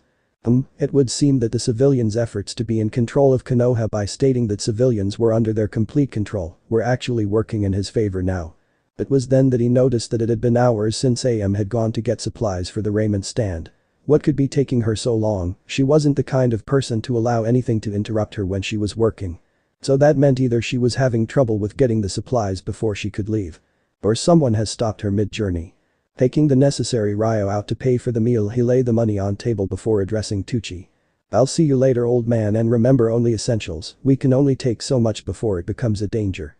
Naruto reminded Tucci as the man nodded and waved him goodbye, to which he responded in turn with a smile. The Hueys did have a maximum weight load, and carrying 2 extra people and their luggage may weigh the helicopters too much. However, as soon as he had gone past the flaps, his expression turned cold as ran off towards the route that AM took when picking up supplies, hoping his fear was wrong. Minutes later. Ah! AM shouted as she was forced to sit down against the wall in an alleyway, her work clothes ripped to the point that it barely covered her body. She had numerous bruises, cuts and scratches inflicted on her from her attackers, who towered above her with looks of unrestrained lust. There were 3 of them altogether. They were all civilians, and despite that, AM was still outnumbered, and as she wasn't a ninja she couldn't fight them. It was then that the leader of them took a step towards her as the others held her down. Relax, you love this, demon whore. The leader said as he pulled his pants and underwear off. No. AM begged through her split lip as the leader ripped her panties away. She started to hyperventilate and started to slowly lose conscious. All of her time alive she had wished that Naruto would be the one to take her virginity, not some civilian pigs. Shut up, bitch. The leader growled as he was about to penetrate the bound girl. Bang. Ah. The leader yelled as he fell down on his back, clutching his crotch as blood flowed out at the speed of a waterfall. When the other thugs saw what had happened to their leader, they turned towards where they heard the sound come from and saw Naruto there, his killer mode on and his 5-7 in his outstretched right hand, which was smoking slightly from the discharge of the bullet. It's the demon, run. One of the other thugs shouted as he and the other uninjured thug ran down the alleyway, away from Naruto as fast as they could in an effort to get away. Bang bang bang bang. Both thugs fell to ground holding onto both of their kneecaps as the bullets shattered them from behind them, rendering them permanently crippled and in a lot of pain. Upon impact they all shouted in pain again, though Naruto ignored them and walked towards the barely conscious AM, turning his killer mode off in the process. When AM saw Naruto coming towards her, she firstly thought it was another rapist and started to tremble. However, when she recognized him she let out a small smile. Naruto. AM whispered in relief as her eyes rolled up and fainted. Sighing, Naruto took off his trench coat, crouched down and wrapped it around AM's form. When AM felt the coat around her, she instinctively pulled it tighter to her to keep her warm. Once she was comfortable, Naruto stood up straight and activated his codec. Calling all call signs, change of plans. Captain Kyoto, take 2 guards and rendezvous with me at the hospital. Prepare for medical condition No. 0198721. 3 of the bodyguards will arrest the 3 wounded civilians at these coordinates, punches in his location, and take them to the Hokage's tower. All other captains and generals are to take the rest of the guards and proceed to the Hokage's tower as well, where Generals Yujito and Fu are to then call a meeting, along with the other Kages. Everyone else will continue with their previous orders. Confirm. Sir, yes sir. Was the response. Taking his fingers off the communicative device, Naruto walked back to AM and picked her up bridal style. Looking over the thugs, he saw that they weren't going to be going anywhere, so decided not to restrain them as his soldiers should be arriving soon. Then he disappeared, leaving an after image as he made his way to Konoha's hospital. Konoha's hospital. Minutes later. "We're here to look for Uzukage-sama. He told us that he brought a patient here for us to treat," Inoue said as she and her two bodyguards addressed the receptionist with blank expressions. The receptionist glared at them with hatred as she spoke back and barely contained venom. "The demon and the demon-loving whore are in room 201. Now get the hell a move on so that I can deal with normal human patient requests," she sneered. If Inoue was offended, she didn't show it. Instead, she nodded back with a neutral expression to the receptionist and walked past her and made her way to the designated room, leaving the receptionist to wonder why they didn't retaliate to her insults. After walking for a few minutes, the group eventually made it to room 201 and proceeded to open the slide door. When she opened it, she saw Naruto standing at the end of the bed staring at the unconscious AM, who lay in the hospital bed. She was dressed in a hospital gown and was covered up to the neck by the bed sheets. "Uzukage-sama. Is this the patient?" Inoue saluted her commanding officer along with her bodyguards following her. Naruto didn't even turn to look at the trio as he responded in a kind of trance-like tone. "At ease, and yes, this is the patient. At roughly 10:30 hours AM, Ichiraku here was nearly raped by 3 civilians in an alleyway where they also inflicted wounds on her for resisting. She has received numerous cuts, scratches, bruises, and she is dehydrated from crying and the heat. They never got to actually do the deed, but I didn't want to take any chances. She also fainted at the end of the ordeal. Please do what you can for her and do not let anyone aside from our group, Tsunade or her father, into this room. Anybody who tries to force their way is considered an enemy and you have the right to use lethal force. Understood?" "Yes, Uzukage-sama." Inoue replied with conviction as Naruto nodded and vanished, with an after image being left for a few seconds before vanishing also. She knew that Naruto cared about the girl as he had mentioned her a few times as he told them about his past in Konoha when he met them, and that now he was barely containing his rage as he left. After she was sure that Naruto had left, she turned towards her two bodyguards. "You two guard the door," she ordered. "Yes, Captain Kyoto." They replied simultaneously as they walked outside the door to keep a lookout to make sure that nobody interrupted her unless it was urgent or if any of the previously mentioned people turned up and wanted to see the girl. Once they were gone, Inoue then turned back to look at the unconscious AM. "Alright, let's see what we can do here," she said rhetorically as she took out her medikit and started to tend to the girl's afflictions. Hokage Tower. Council Chamber. The room was darkened with no windows and lights were used for lighting. In the center of the room was a large circle table that was able to accommodate the Kages, Naruto's group and the council. "That demon should be executed," one civilian council member shouted, with the others shouting in agreement. The Shinobi council members all shook their heads in annoyance as they heard that demand for the who knows how long time. Along with them were the Kages, who were talking amongst themselves, and Naruto's group were doing the same as the Kages. A moment later they saw Naruto appear, scaring the shit out of both councils and the Kages. "Uzukage don't know, are we ready to start the negotiations?" Tsunade asked, hoping to get them to begin talking. "Nope," was Naruto's unexpected answer. In response, he was on the end of numerous outbursts from the civilians, shinobi and some of the Kages. "Why not?" Ed demanded as he was about to use his Raten no Yoroi on him. Seeing this, Naruto put his right hand up to signal for silence. A moment later everyone was quiet and were now listening intently to him for an explanation. "What I mean is that there is one more thing that is needed to be discussed before we start the negotiations. This is because as I was making my way here after stopping for some breakfast, I came across the sight of one Ichiraku about to be raped by 3 Konoha civilians. In response, I incapacitated them and brought Miss Ichiraku to the hospital where she is now being treated by Captain Kyoto." Naruto ground out as the civilians were in uproar. "Lies. Our Konoha villagers would never do such a thing, though her being associated with you is a good enough reason to do so." Another civilian member shouted with nods of agreement from the other members. "Oh really, then how do you explain this?" Naruto questioned as he activated the hologram projector that was hidden in his helmet. A small light shone from the helmet and showed the scene of the attempted rape to the audience against the bare wall. The Kages, Naruto's group and the Shinobi Council members were disgusted at seeing the attempted rape, although the Kages and Shinobi were also taking note of Naruto's hologram projector. When Naruto came and dealt with the culprits, they winced slightly as they knew how much pain they were in. The civilians though were furious and were demanding that Naruto be punished for using excessive force or saying the proof wasn't good enough. "Oh, I thought the punishment for rape was execution. And how can you sit there, see that crime as if you were there, and then say no crime was committed?" Naruto rebuked as the civilians went quiet for the moment. Tsunade seeing this stood up as it was her responsibility to give out punishments. Well, seeing as it is clear that those 3 civilians are guilty, they will be imprisoned for life and given a session with Ibiki. Normally they would be executed, but due to the fact that the deed wasn't actually done I can't do that, so this is what they get instead. Tsunade said the civilians were yelling again in protest, saying that they shouldn't be punished at all. Quiet. Tsunade shouted, using Kai to shut them up. It was then the doors burst open, and in flew the 3 mentioned civilians, as they were thrown through the doors by 3 of Naruto's group bodyguards, hands cuffed behind their backs. As the 3 attempted to sit up, their arresters used the stock of their Colt M16A2 rifles to hit them in the back of the neck, causing them to fall flat on their stomachs. Prisoners escorted to location, sir. One of the soldiers reported as he and the 2 others saluted their commanding officer. At ease and thank you. Now continue with your original duty of defending the captains. Naruto said as they responded with a confirmation before marching to stand by the captains and other generals. Naruto then turned back to Tsunade and addressed her.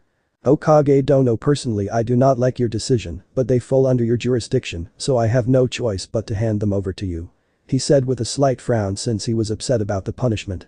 Tsunade summoned a few Anbu to take them to Ibiki, the criminals shouting in protest as they were roughly dragged out of the room and causing more pain in the areas from where they were shot. After they were gone, Tsunade thought it best that the negotiations began. Okay, if there are no more problems, can we begin these talks? Nodding back to her, Naruto strode over to his group and took a seat next to his wives. When it looked like everyone was ready, Mifune decided to begin. Okay, now that we are all here, the second meeting between the Shinobi Alliance and the United Whirlpool Nation. As before, I will act as mediator, you may begin. Mifune said as he took his seat again. First of all, I would like everyone here to hold up their side of the bargain and that Uzukage is now under the permanent jurisdiction of the United Whirlpool Nation. Naruto began as many of those present hoped he had forgotten about that. The nation was rich in resources that made Hai no Kuni a very rich country, and the land was very good for strategic maneuverings. To give it away would be a very hard blow to the Shinobi Alliance, especially Konoha. Knowing that they had no right to retain Uzukage as their own, Tsunade made the announcement. Very well, Uzukage and all of its resources are hereby under the ownership of the I say no. Inoki interrupted Tsunade, as many of the occupants of the room stared in shock at what the Tsuchikage was doing. Excuse me? Naruto said in a low tone as his eyes narrowed. You heard me, I will not give up a strategic point to some young idiot who leads a nation whose inhabitants cannot even use chakra. Inoki declared as everyone fell silent. The room had become so quiet that if a pin dropped, it would be as loud as a kunai hitting the ground. Is that so, you senile old shit stain? Everyone, minus Naruto's group, mouths open in shock as they heard the insult pass through Naruto's lips with his hair covering his eyes. Sure, in the past Kages would indirectly insult each other, but never did they actually openly say it. The effect was shown as the Tsuchikage turned red from anger and flew up so that he was average height. He then glared at the Uzukage with as much hate as he could. How dare you say such things, you ingrate? Click. The Tsuchikage's eyes widened in fright as he was now looking down the barrel of one of Naruto's 5.7s. Naruto's expression showed a scowl in place, directed at the man who was at the end of his firearm. Naruto was indeed angry, this man was about to back out of a deal that had already been made. Are you sure? If so, then I will happily give you another arsehole with the help of my pistol here, through that skull of yours. Then if the others don't comply with the conditions of our bet, I will declare war on the Shinobi Alliance, and I am pretty sure that you don't need us as your enemy. Especially since the reason you wanted an alliance with us in the first place was because you were already losing a war. Naruto growled as he applied pressure to Inoki's forehead with his 5.7. The other Kages and ninja were about to intervene but stopped when they heard more clicking noises, this time coming from Naruto's group.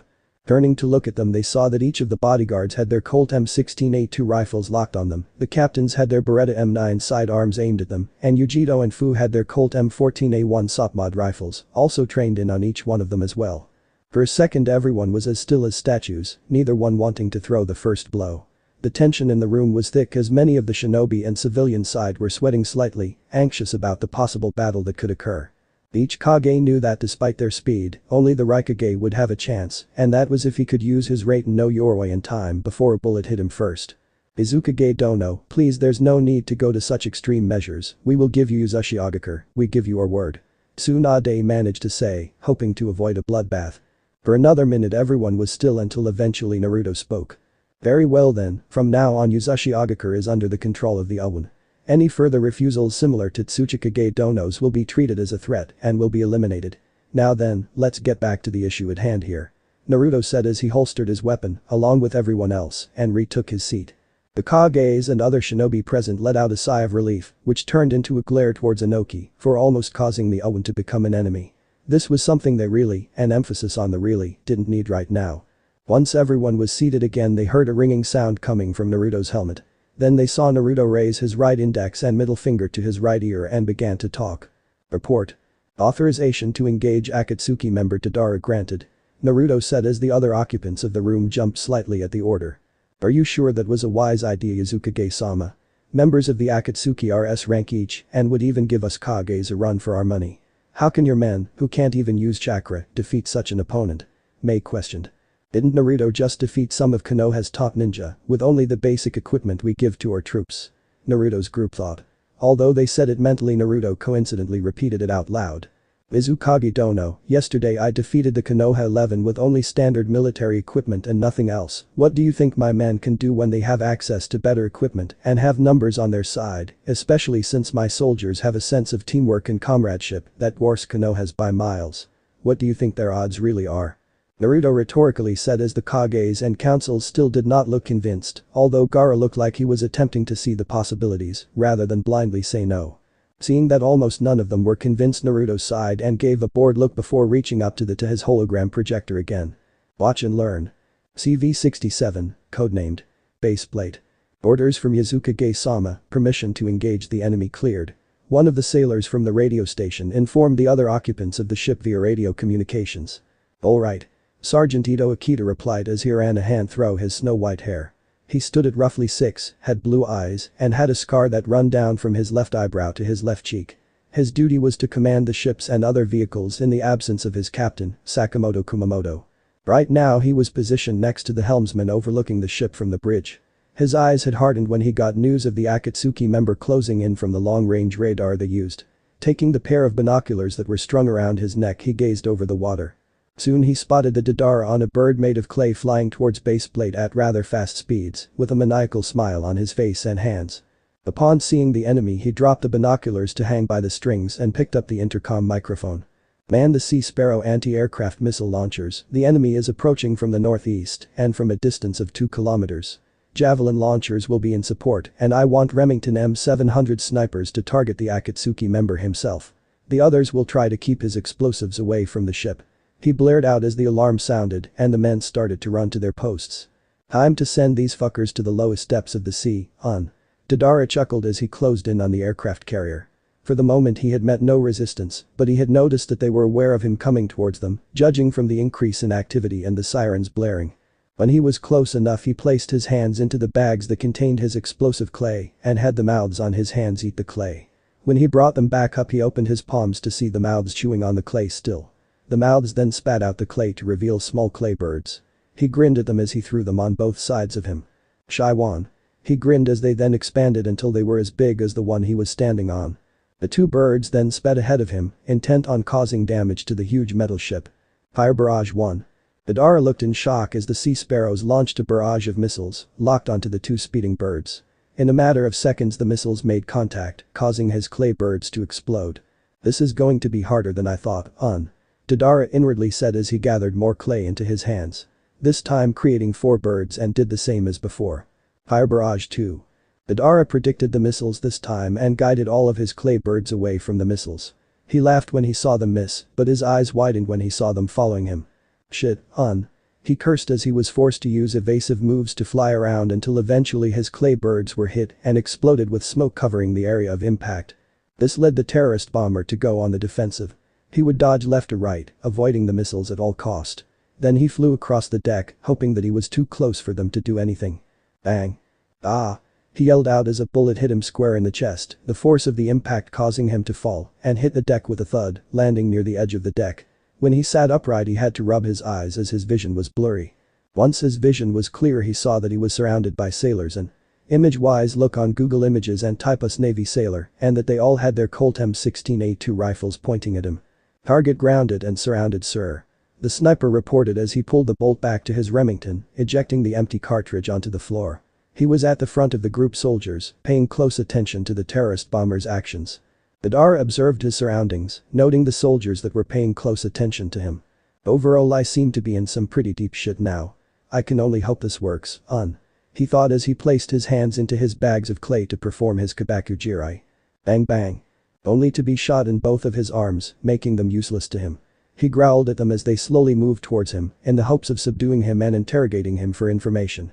I have no choice, Madara grinned, causing the soldiers to pause, wondering what he was going to do next. The man then opened the mouth located on his chest. Seals then started to spread over his body, and he began to become transparent. He laughed crazily at the thought of the destruction he would cause by using the suicide technique. Art is an explosion. Cat bang, Madara wasn't given the chance to finish the jutsu as a bullet was now planted in his head, courtesy of the Remington sniper. Target killed, Sergeant. He said into his radio. Roger that, take the body to the morgue for observation. Ito replied as the soldiers confirmed their orders before taking Madara's body away. Konoha. After the commotion on the ship finished, the hologram projector was turned off. When this was done, everyone, minus Naruto's group, were stupefied at the display of power. Looking around, Naruto saw the expressions of the Kages and heard Kurama laugh in his mind. Shaking his head mentally at the kitsune, he turned his attention back to the shocked Kages.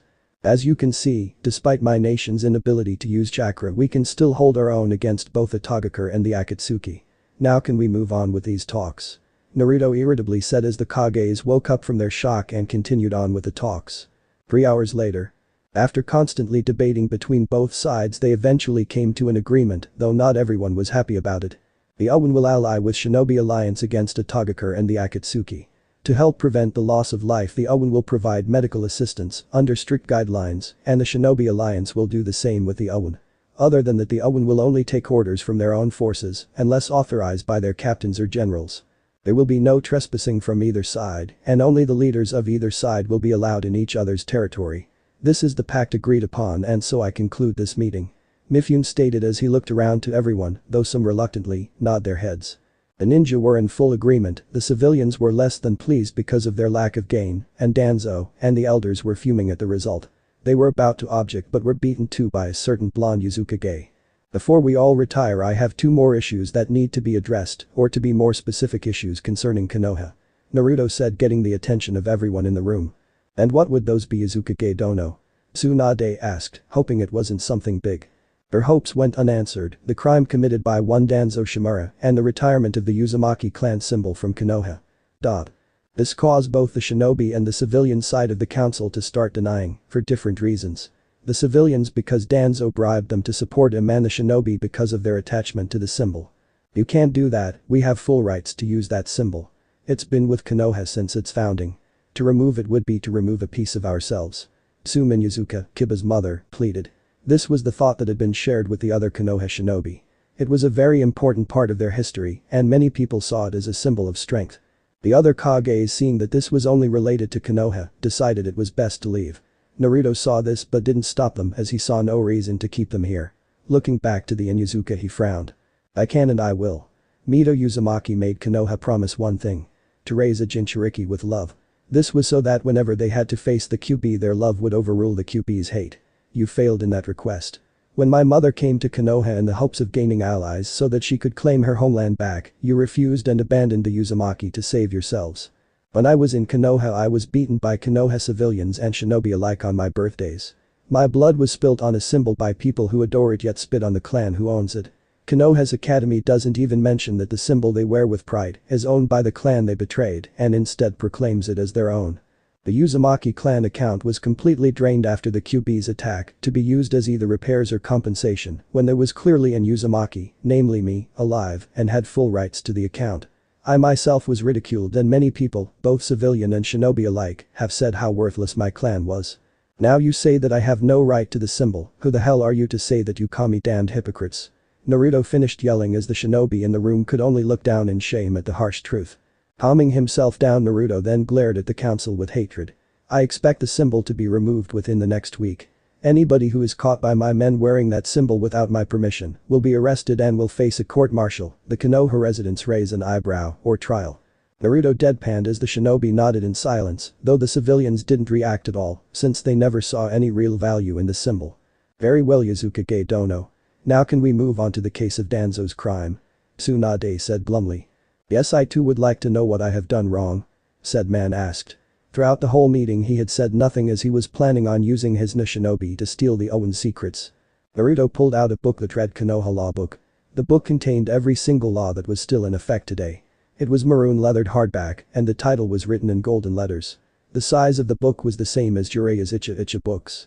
I read this over a few times and noticed something that was still in effect. Clears his throat when a shinobi is exiled banished, he or she will be given a seal that will temporarily seal away his or her ability to use hand seals unless released by the Hokage.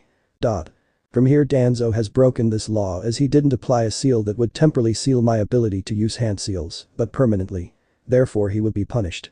Naruto recited as Tsunade clenched her hands into fists and grit her teeth in anger. Danzo, you're under arrest and will face trial for breaking the law. Tsunade ordered as two Anbu appeared behind the man to arrest him. However, as they touched him he disappeared in a poof of smoke, signifying that he was just a clone. Damn that fool. Anbu, alert all Chunin and Jonin shinobi that Danzo Shimura is to be arrested for using an unauthorized seal. He is to be captured alive and also inform the genin of his status, but they are ordered to only look out for him. If they do spot him they are to inform either a Chunin, Jonin or Anbu of his location. Dismissed. Tsunade ordered as the Anbu rushed to try and apprehend the elder. During all of this Naruto was looking rather down, as this would mean more fighting for his men, since now they would also be facing not just Akatsuki and Itagakure, but also Danzo and his no organization. To sum it up, he had to face 3 enemies now, 4 if you include the Shinobi Alliance as a potential enemy. Once the atmosphere had calmed down once again, Naruto stood up to conclude the meeting. Now that has been solved, I would like to give some warnings about our agreement. The medics and doctors who will help you with using our medicine will be in charge of any patient that requires their medication. This is because without the help of chakra we cannot afford to make mistakes. Too much of certain medication will kill the patient or make them even more sick, and too little will only achieve in suppressing the ailment, not cure it. Also, any misuse of our medical equipment will be in breach of our pact, and in turn it will be void. In addition, my medics and doctors have taken an oath that they will help anybody who is in need of help, be it ally or enemy, so if you see my medical forces healing an enemy ninja, do not try to intervene. Doing so will also be breaking our pact. Finally, be aware that anyone who trespasses on the Owen's territory will be under our jurisdiction, not the Shinobi Alliance. Repeat this to the others and make sure they understand that they are on very thin ice. They slip up even once, and we will no longer be allies, and all that we have contributed to the war will be taken back. Naruto said with finality as he and his group saluted everyone present before marching out of the room through the double doors, leaving a stoned council and Kage behind. Well, this is going to be troublesome. Shikamaru yawned out. To right, friend. It'll be hard enough to convince everyone to take off the symbol, add in the other requirements, and it sure isn't going to be pretty. Choji Akimichi said in response to his close friend. Yeah, I sure will get an earful out of my clan, especially Ino. I love my daughter very much, but she does yell a lot when things don't go her way. I can't help but think that maybe I shouldn't have treated her like a princess and instead taught her some humility at the time. Sure, she has matured a lot since her academy and genin days, but she still has the tendency revert back to them when in the company of family. Inoichi Yamanaka added as he massaged his temples when he imagined the commotion he was going to get at home. Ino would have been present as the clan head, but after training herself to exhaustion to suppress the guilt that swelled up after seeing Naruto, took a toll on her, and she was currently in the hospital recovering. Many of the other clan heads were nodding in agreement, though the civilians and elders were still plotting ways to gain something out of the agreement. I need to speak with Naruto at some point. If only so that I can try and make it up to him. Tsunade thought as she dismissed the council, stood up and walked out of the room towards her office to finish her paperwork and get drunk with alcohol. Meanwhile with Naruto. Hey there, stud. A pair of arms wrapped around Naruto's waist from behind as Anko leaned into his back and placed her mouth near his left ear. Anko-chan. Naruto replied as he gave her a grin in return. Before any of them could continue, they heard some clicking noises coming from the group behind them. Turning to look at them, they saw each of the bodyguards aiming their rifles at Anko, whilst the others were tense and had their hands on their weapons, ready to be drawn at a moment's notice. Smiling, Naruto waved them off, telling them that it was okay. It's alright, man. She's an ally here. He said as the group relaxed, but Yujito and Fu were still glaring the duo, silently saying explan. Upon seeing those looks, Naruto mentally sweated and he could swear he heard Kurama laughing in the back of his mind. Taking Anko off of him, he saw his 2 wives walk up to him before stopping in front of him, arms crossed. Naruto-kun, is there something you want to tell us? Fu asked with sarcasm intoned in her voice. Well, you see, Yujito-chan, Fu-chan. Yes, Naruto-kun. Yujito added as she tapped her foot in irritation. Naruto gulped as he realized he couldn't screw up now. You see, I was wondering if it would be okay to date Anko here with your permission. Naruto quickly said, closing his eyes and making a pained expression in preparation for the incoming feminine fury. When he didn't feel anything, he opened his eyes to see the odd sight of both of his wives whispering to each other. Their expressions were hard to denote, so he just stood there, waiting for the decision of what they were talking about to be made. After a minute or two, they stopped communicating and gave a look towards their husband that made him confused as they looked slightly happy. We let you date Anko here on the condition that you treat us fairly. This also includes anyone extra you wish to date, and we must approve of them. Luckily, we don't have any problems with Anko here, so don't worry about her. With others, we may outright say no, or we may want to give them a test to see if they're worthy enough. Yujiro declared, with Fu nodding to emphasize the point. Oh, okay. He was able to stammer out before sighing in relief and turning to Anko. Well, that settles it, Anko-chan. I'll take you out to a restaurant at say 8 p.m. Naruto offered. Anko nodded vigorously before giving him a quick peck on the lips before waving goodbye and heading to her apartment, which she shared with Kurenai. See you then, stud. After the woman had got some distance, Naruto heard some whiplash sounds being made from behind him. Turning, he saw his captain snickering, his wives with smirks, and their bodyguards' postures were shaking, trying to rein in their laughter. Come on. He huffed and carried on, walking to the hospital to check on AM. The snickering of his soldiers and the giggling of his wives following close behind him. Time skip. Konoha Hospital reception. As the group entered the hospital, Naruto saw Inoue arguing with the head doctor. He, along with the others, raised an eyebrow in confusion. What's going on? Kit, something is telling me this isn't going to end well. That seems to be happening all right. Naruto thought as he continued to watch one of his captains argue with the head doctor. You know, Kit, I have been wondering why that Senju isn't in charge of the hospital. Given it's her speciality. Kurama asked his host. It's because she's the Hokage. She can give new techniques to the hospital, but she can't have full control over how it's run. This is due to the fact that Tsunade only has control over the shinobi of Konoha, and since this hospital also takes in civilians, the control of the hospital was given to someone the council and Hokage agreed on was best suited. The problem here though is that during the time period between the Sandaimi's death and the Gondaime's inauguration, the council had full control over Konoha. So they appointed someone who didn't like me in an effort to kill me through negligence in my medical care. The shinobi side didn't want this, but couldn't since they were outvoted by both the civilian council and the elders at the time. The person appointed also can't be removed unless 3/4 of the entire government agree, though given how it's only half and half, I'm not surprised nothing has changed. Naruto explained to his tenant. Soon the argument stopped, Inoue sighed in what could only be defeat before conversing in more quiet tones. They eventually finished, and the head doctor walked away to what could only be seen as his office. Inoue then spotted them and hurried to report to her superior. Uzukage-sama. She saluted, prompting everyone, minus Naruto and his wives, to salute in return. Report. Physical wounds are minor. Cuts, scratches and bruises. All have been treated and so she is physically fit to leave. However, mentally I can't say the same, she is scared of all men except you and her father. She will recover, but I fear that it will never permanently go away, so in the future, I would suggest keeping men from getting too close to her and that you or her father stays close to her. Now normally we would transfer this kind of patient to a recovery room where she can get therapy to help her deal with the event, however apparently here it's a different story. All they treat are physical wounds and injuries. This is why I was arguing with the head doctor. He said that because physically she can leave that they will discharge her without treating the emotional wounds.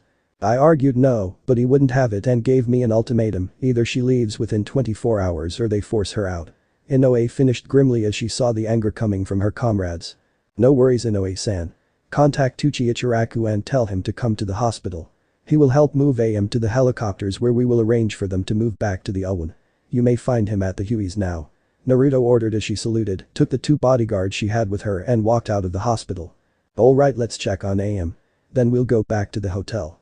You're all free to do as you wish from there on. Naruto said as he walked towards AM's room. The group followed him, each cursing the incompetent hospital staff.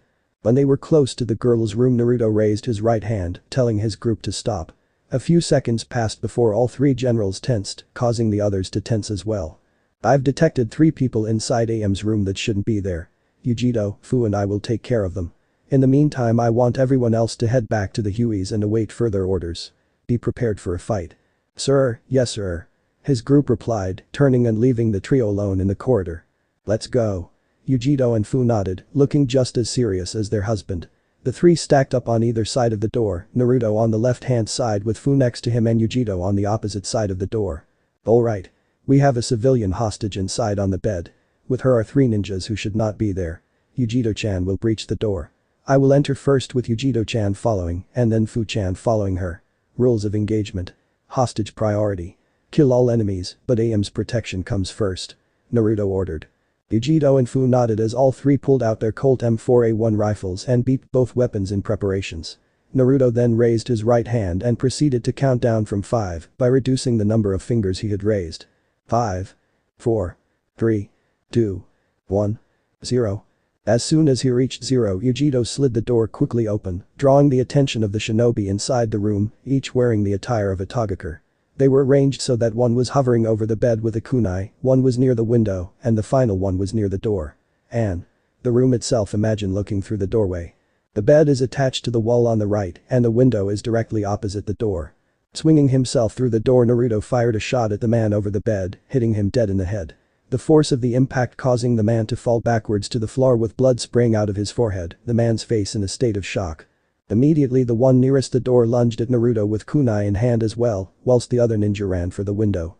Before the ninja could strike, he too was shot, but this time in the chest from Yujito as the man fell forward on the ground, blood pooling around his form. The third assailant jumped out of the window and it looked like he was going to make it to the roof opposite. Boom. Until he was blown to pieces from a shot fired from Fu's grenade launcher, causing blood to splash onto the hospital. The commotion made the civilians panic whilst the ninja went to investigate. Odo-nin, why am I not surprised?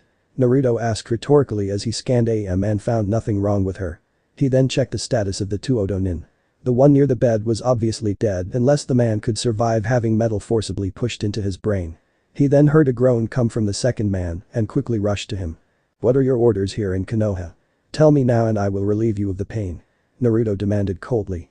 We were, sent to kill, all of the weakest, people who, were precious to, you in frame Konoha, afterwards we were, to meet with 20 others, in the market square at, midnight. Now please, save me. The man said as his vision blurred. Naruto stood up and pointed his rifle at the man's head. His eyes widened and he tried to struggle, but froze when he heard Naruto speak. I said I would relieve you of the pain. I didn't say I would save your life. Naruto then pulled the trigger, ending his life knowing he had been tricked. It was then that the Kages appeared in room. Looking around they saw the 2 corpses and had noticed the bloodstains on the hospital walls outside. What the hell happened here? Tsunade bellowed as the 3 generals turned their attention to the blonde Hokage. Odo-nin. 3 of them. I killed the one near the bed, Yujito-chan killed the one near the door, and Fu-chan killed the one that jumped out the window. Their orders were to kill all those who were weak but precious to me. Then they would meet up with 20 others in the market square at midnight. Naruto recounted as Kages looked at each other in shock that many Odo-nin could so easily get into Konoha. Well, we need to plan. You will not plan anything. Naruto interrupted Tsunade without even looking at her. The reactions this got were mainly the Kages looking at Tsunade intently, wondering what her reaction was. What do you mean we won't plan anything? Tsunade demanded, angry at the prospect that they would allow Orochimaru's forces just strut about in her village. I didn't say I wouldn't plan anything, I said you wouldn't. These ninja were under orders to hurt those who are close to me and were too weak to defend themselves. I want to send a message to both Orochimaru and Akatsuki that basically says, fuck with me and I fuck you over tenfold. Now you can either sit back and watch or do whatever, but do not under any circumstances interfere. So and you will be punished for obstructing an operation. Naruto said with finality as the Kage scowled but didn't say anything. But now this is what I plan to do. Time skip. 8 p.m. Anko and Kurenai's apartment. Humming. Kurenai shouted as she heard a knock on their door. Opening it, she saw Naruto standing outside in a tuxedo, but instead of the normal bow tie it had a straight black tie. She couldn't help but blush lightly as she took in his form as the getup was a bit tight, showing an outline of his muscled body. When Naruto saw the blush he grinned before looking in the apartment for Anko. Ahem, I believe that Anko-chan and I have a date, so could you please call her down please? He asked. Kurenai could only nod dumbly before calling out to Anko without taking her eyes off the blonde. That you Naruto-kun? He heard reply from upstairs. Yeah. I have a great idea for a restaurant. Okay, I'm coming down now. Soon Anko came down the stairs. Wearing a purple dress that reached to her shins. It was held up by one strap on her right shoulder and had a slit up the right side. Her hair was down from its usually pineapple ponytail and she had a single golden earring pierced on her left ear. Wow, Naruto sighed out, getting a blush from the woman in question. Holding her head up high she strode to man and interlocked her right arm with his left. Thanks, Naruto-kun. Now Kurenai-chan, I'll be back at 11 p.m, see you later. Anko said as waved to her friend goodbye and started to walk through the streets, her date right next to her. When they had gone round the corner, Kurenai closed the door to the apartment and went to bed, deciding to get some sleep, though her dreams were about the blonde man she had seen a moment ago. Time skip. Golden Leaf. Wow, you're taking me here. This is the top restaurant in Konoha. I sure hope they do dango though. Anko finished in a disappointed tone, thinking if her favorite food would not be served here, since it wasn't known to be a very fancy food. Naruto chuckled at his date's prediction. Dango would always be her one weakness when it came to things that weren't ninja related, and to him, it was one of the cutest things about her. Yujito had a similar thing for fish, and he always enjoyed the pouch she would pull when she couldn't have any. Seems good so far. He thought as they approached the entrance to the Golden Leaf. A waitress was waiting near the entrance, which upon recognizing her caused Naruto to grin. Table for two, sir? The waitress asked with a knowing smirk. Yes, madam. Could we have the VIP table please? Certainly, sir. Please follow me. The waitress then pulled out two menus and led to duo past the astonished looks being sent their way by the other patrons. The looks though were soon replaced with negative sneers, glares or other kinds of looks that could be associated with dissatisfaction. They ignored the looks though Anko had stiffened slightly before Naruto assured her nothing would happen. After they had taken their seats, the waitress asked what they would be having. I think I will have the yakizakana with a side order of miso soup, and I would like some of your best sake available. Naruto said as the waitress then turned towards Anko, who ordered the yakisoba with a side order of dango and also sake. After the waitress took their orders, she retrieved the menus and went to the kitchen to pass on the order, leaving the two to talk for a little while. So what's the final conclusion on the negotiations? Anko asked. Neutral with benefits. We will provide medical assistance throughout the war and will fight the enemy, but that is all we are doing. If a team of shinobi are under attack and my men are able to aid them, they do not have to help. They may help if given permission or if they can give a good reason to save them. Other than that, we are to stay out of each other's way. If a ninja from the Alliance commits a crime against us, then he will be under our jurisdiction. The reverse can be said if one of our soldiers commits a crime against the Alliance. Not that that is likely to happen, hopefully. I mean, I would rather have my time spent trying to win this war and leave, rather than constantly having to punish people for crimes. Naruto replied with a tired look. Anko was about to ask another question, but was interrupted by the arrival of their food. She decided then it was best to leave it at that and instead focus on having a good time. A couple of hours passed before the two finished, paid for their meals, Naruto paying for both at his insistence, and made their way back to Anko's shared apartment. I take this as goodbye then? Anko asked as she leaned her back against the door and crossed her arms, with a smirk adorning her face. Not forever. Just for a little while. After all, I need to start taking part in this war that my nation has been dragged into, but I promise to take you out again at some point. Who knows, you might as well invite Kurenai to come along next time. Naruto replied cheekily, adding a wink that caused Anko to blush at the implications. She then uncrossed her arms and turned around quickly to open the door. When she was in the doorway, she quickly spun round and gave Naruto a long kiss that initially shocked the blonde, though he promptly returned the kiss.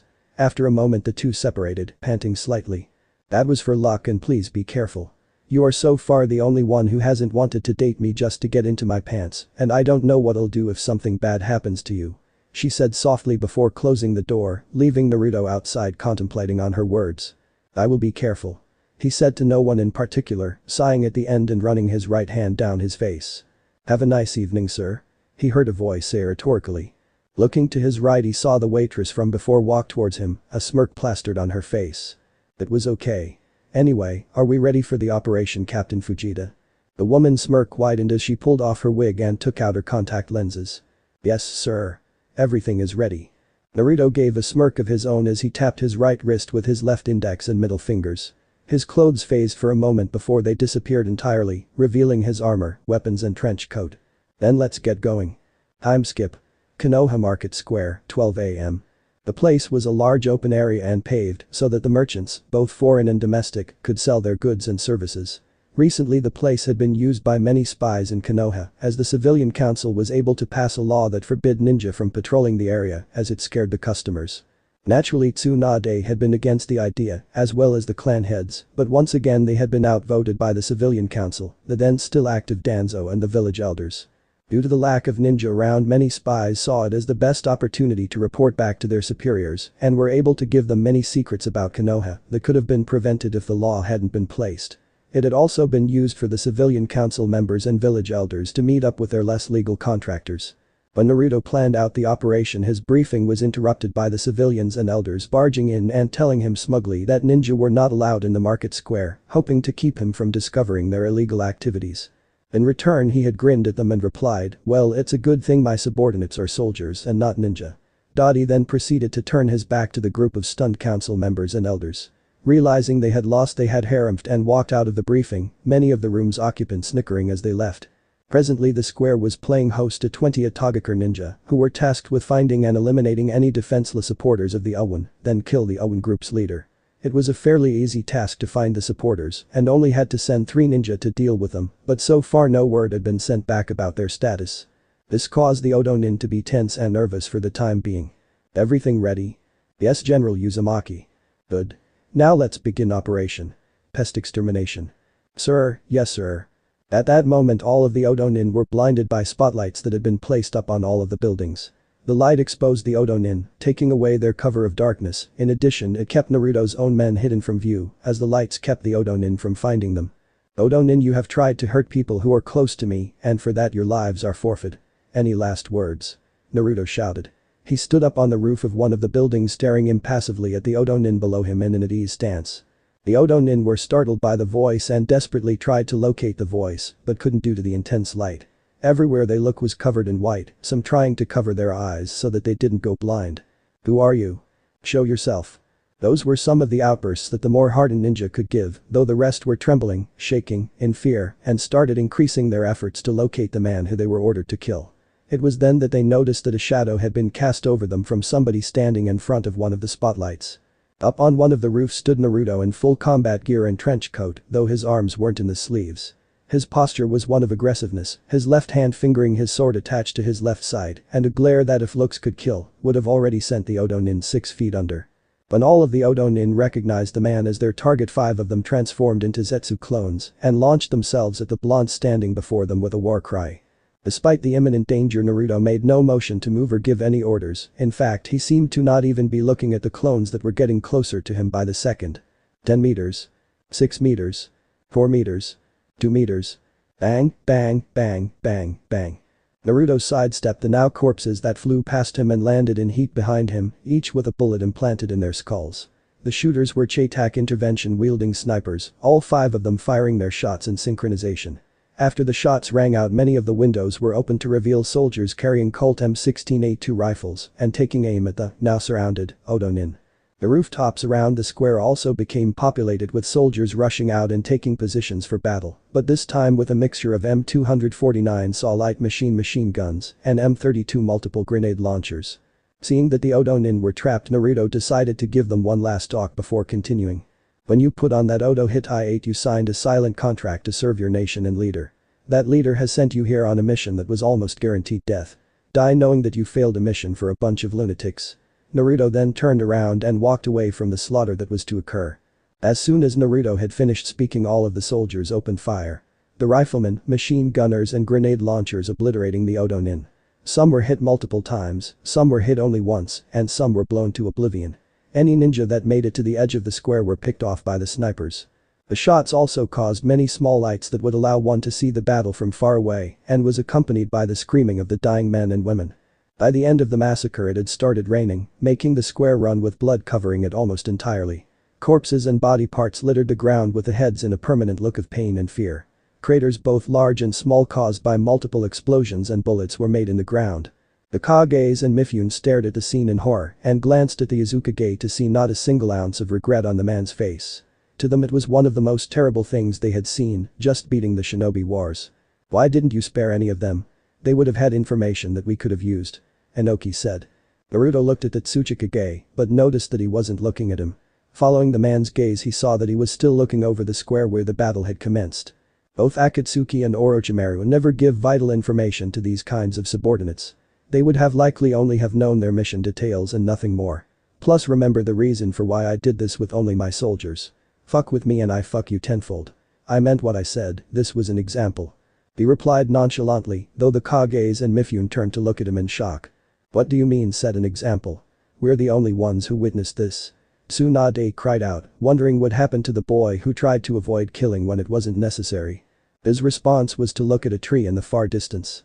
Following his gaze, they froze when they caught a brief look at the dark half of Zetsu as he melded into the tree and disappeared. That was why, and don't go thinking about capturing him now. That man is a prodigy when it comes to getting out of situations. The best way to deal with him will be to bait him to an area where chakra is cut off, then take him. For now though, I will be returning to my transports to go back to headquarters.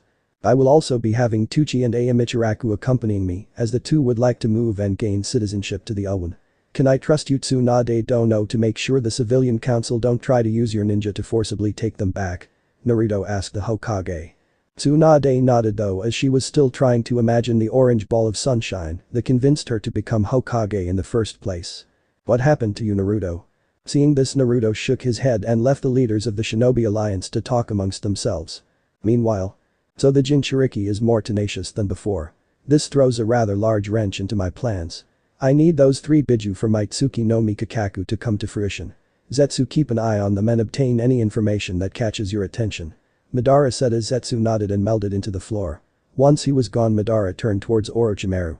Have your men prepared for any assault that the Owen or the Alliance may have planned for use? Of course. Orochimaru then walked out of the cave, planning on capturing Sasuke to the orders in order to gain the Sharingan. Madara then turned to his last subordinate. Sasori, how have the development of those weapons been? Not well, Madara-sama. The materials we have here just aren't strong enough to handle the strain. Take this for example. The puppet user then pulled out a brown bess musket, creating a Doton Kage Bunshin. He handed it the musket and ordered it to load and fire it. The clone took a long time in a vulnerable position to load the weapon, and firing it caused Madara to drop the idea. The clone had been killed as the weapon exploded upon being fired, blasting the clone in fire and splinters. Yes, it would appear that this contraption will be of no use to us. Throw it away and continue to prepare to leave at a moment's notice. Sasori nodded and left his leader to gather supplies and upgrade his existing puppets. Once he was gone, Madara let out a sigh he didn't know he had been holding. This is becoming more and more difficult. At this rate my plan won't work. I need more allies. Perhaps I can help you with that. When he heard that voice, Madara sighed again and looked towards the newcomer. And why, pray tell, should I listen to you? The figure took a step forward, revealing to be the recently declared traitor, Danzo.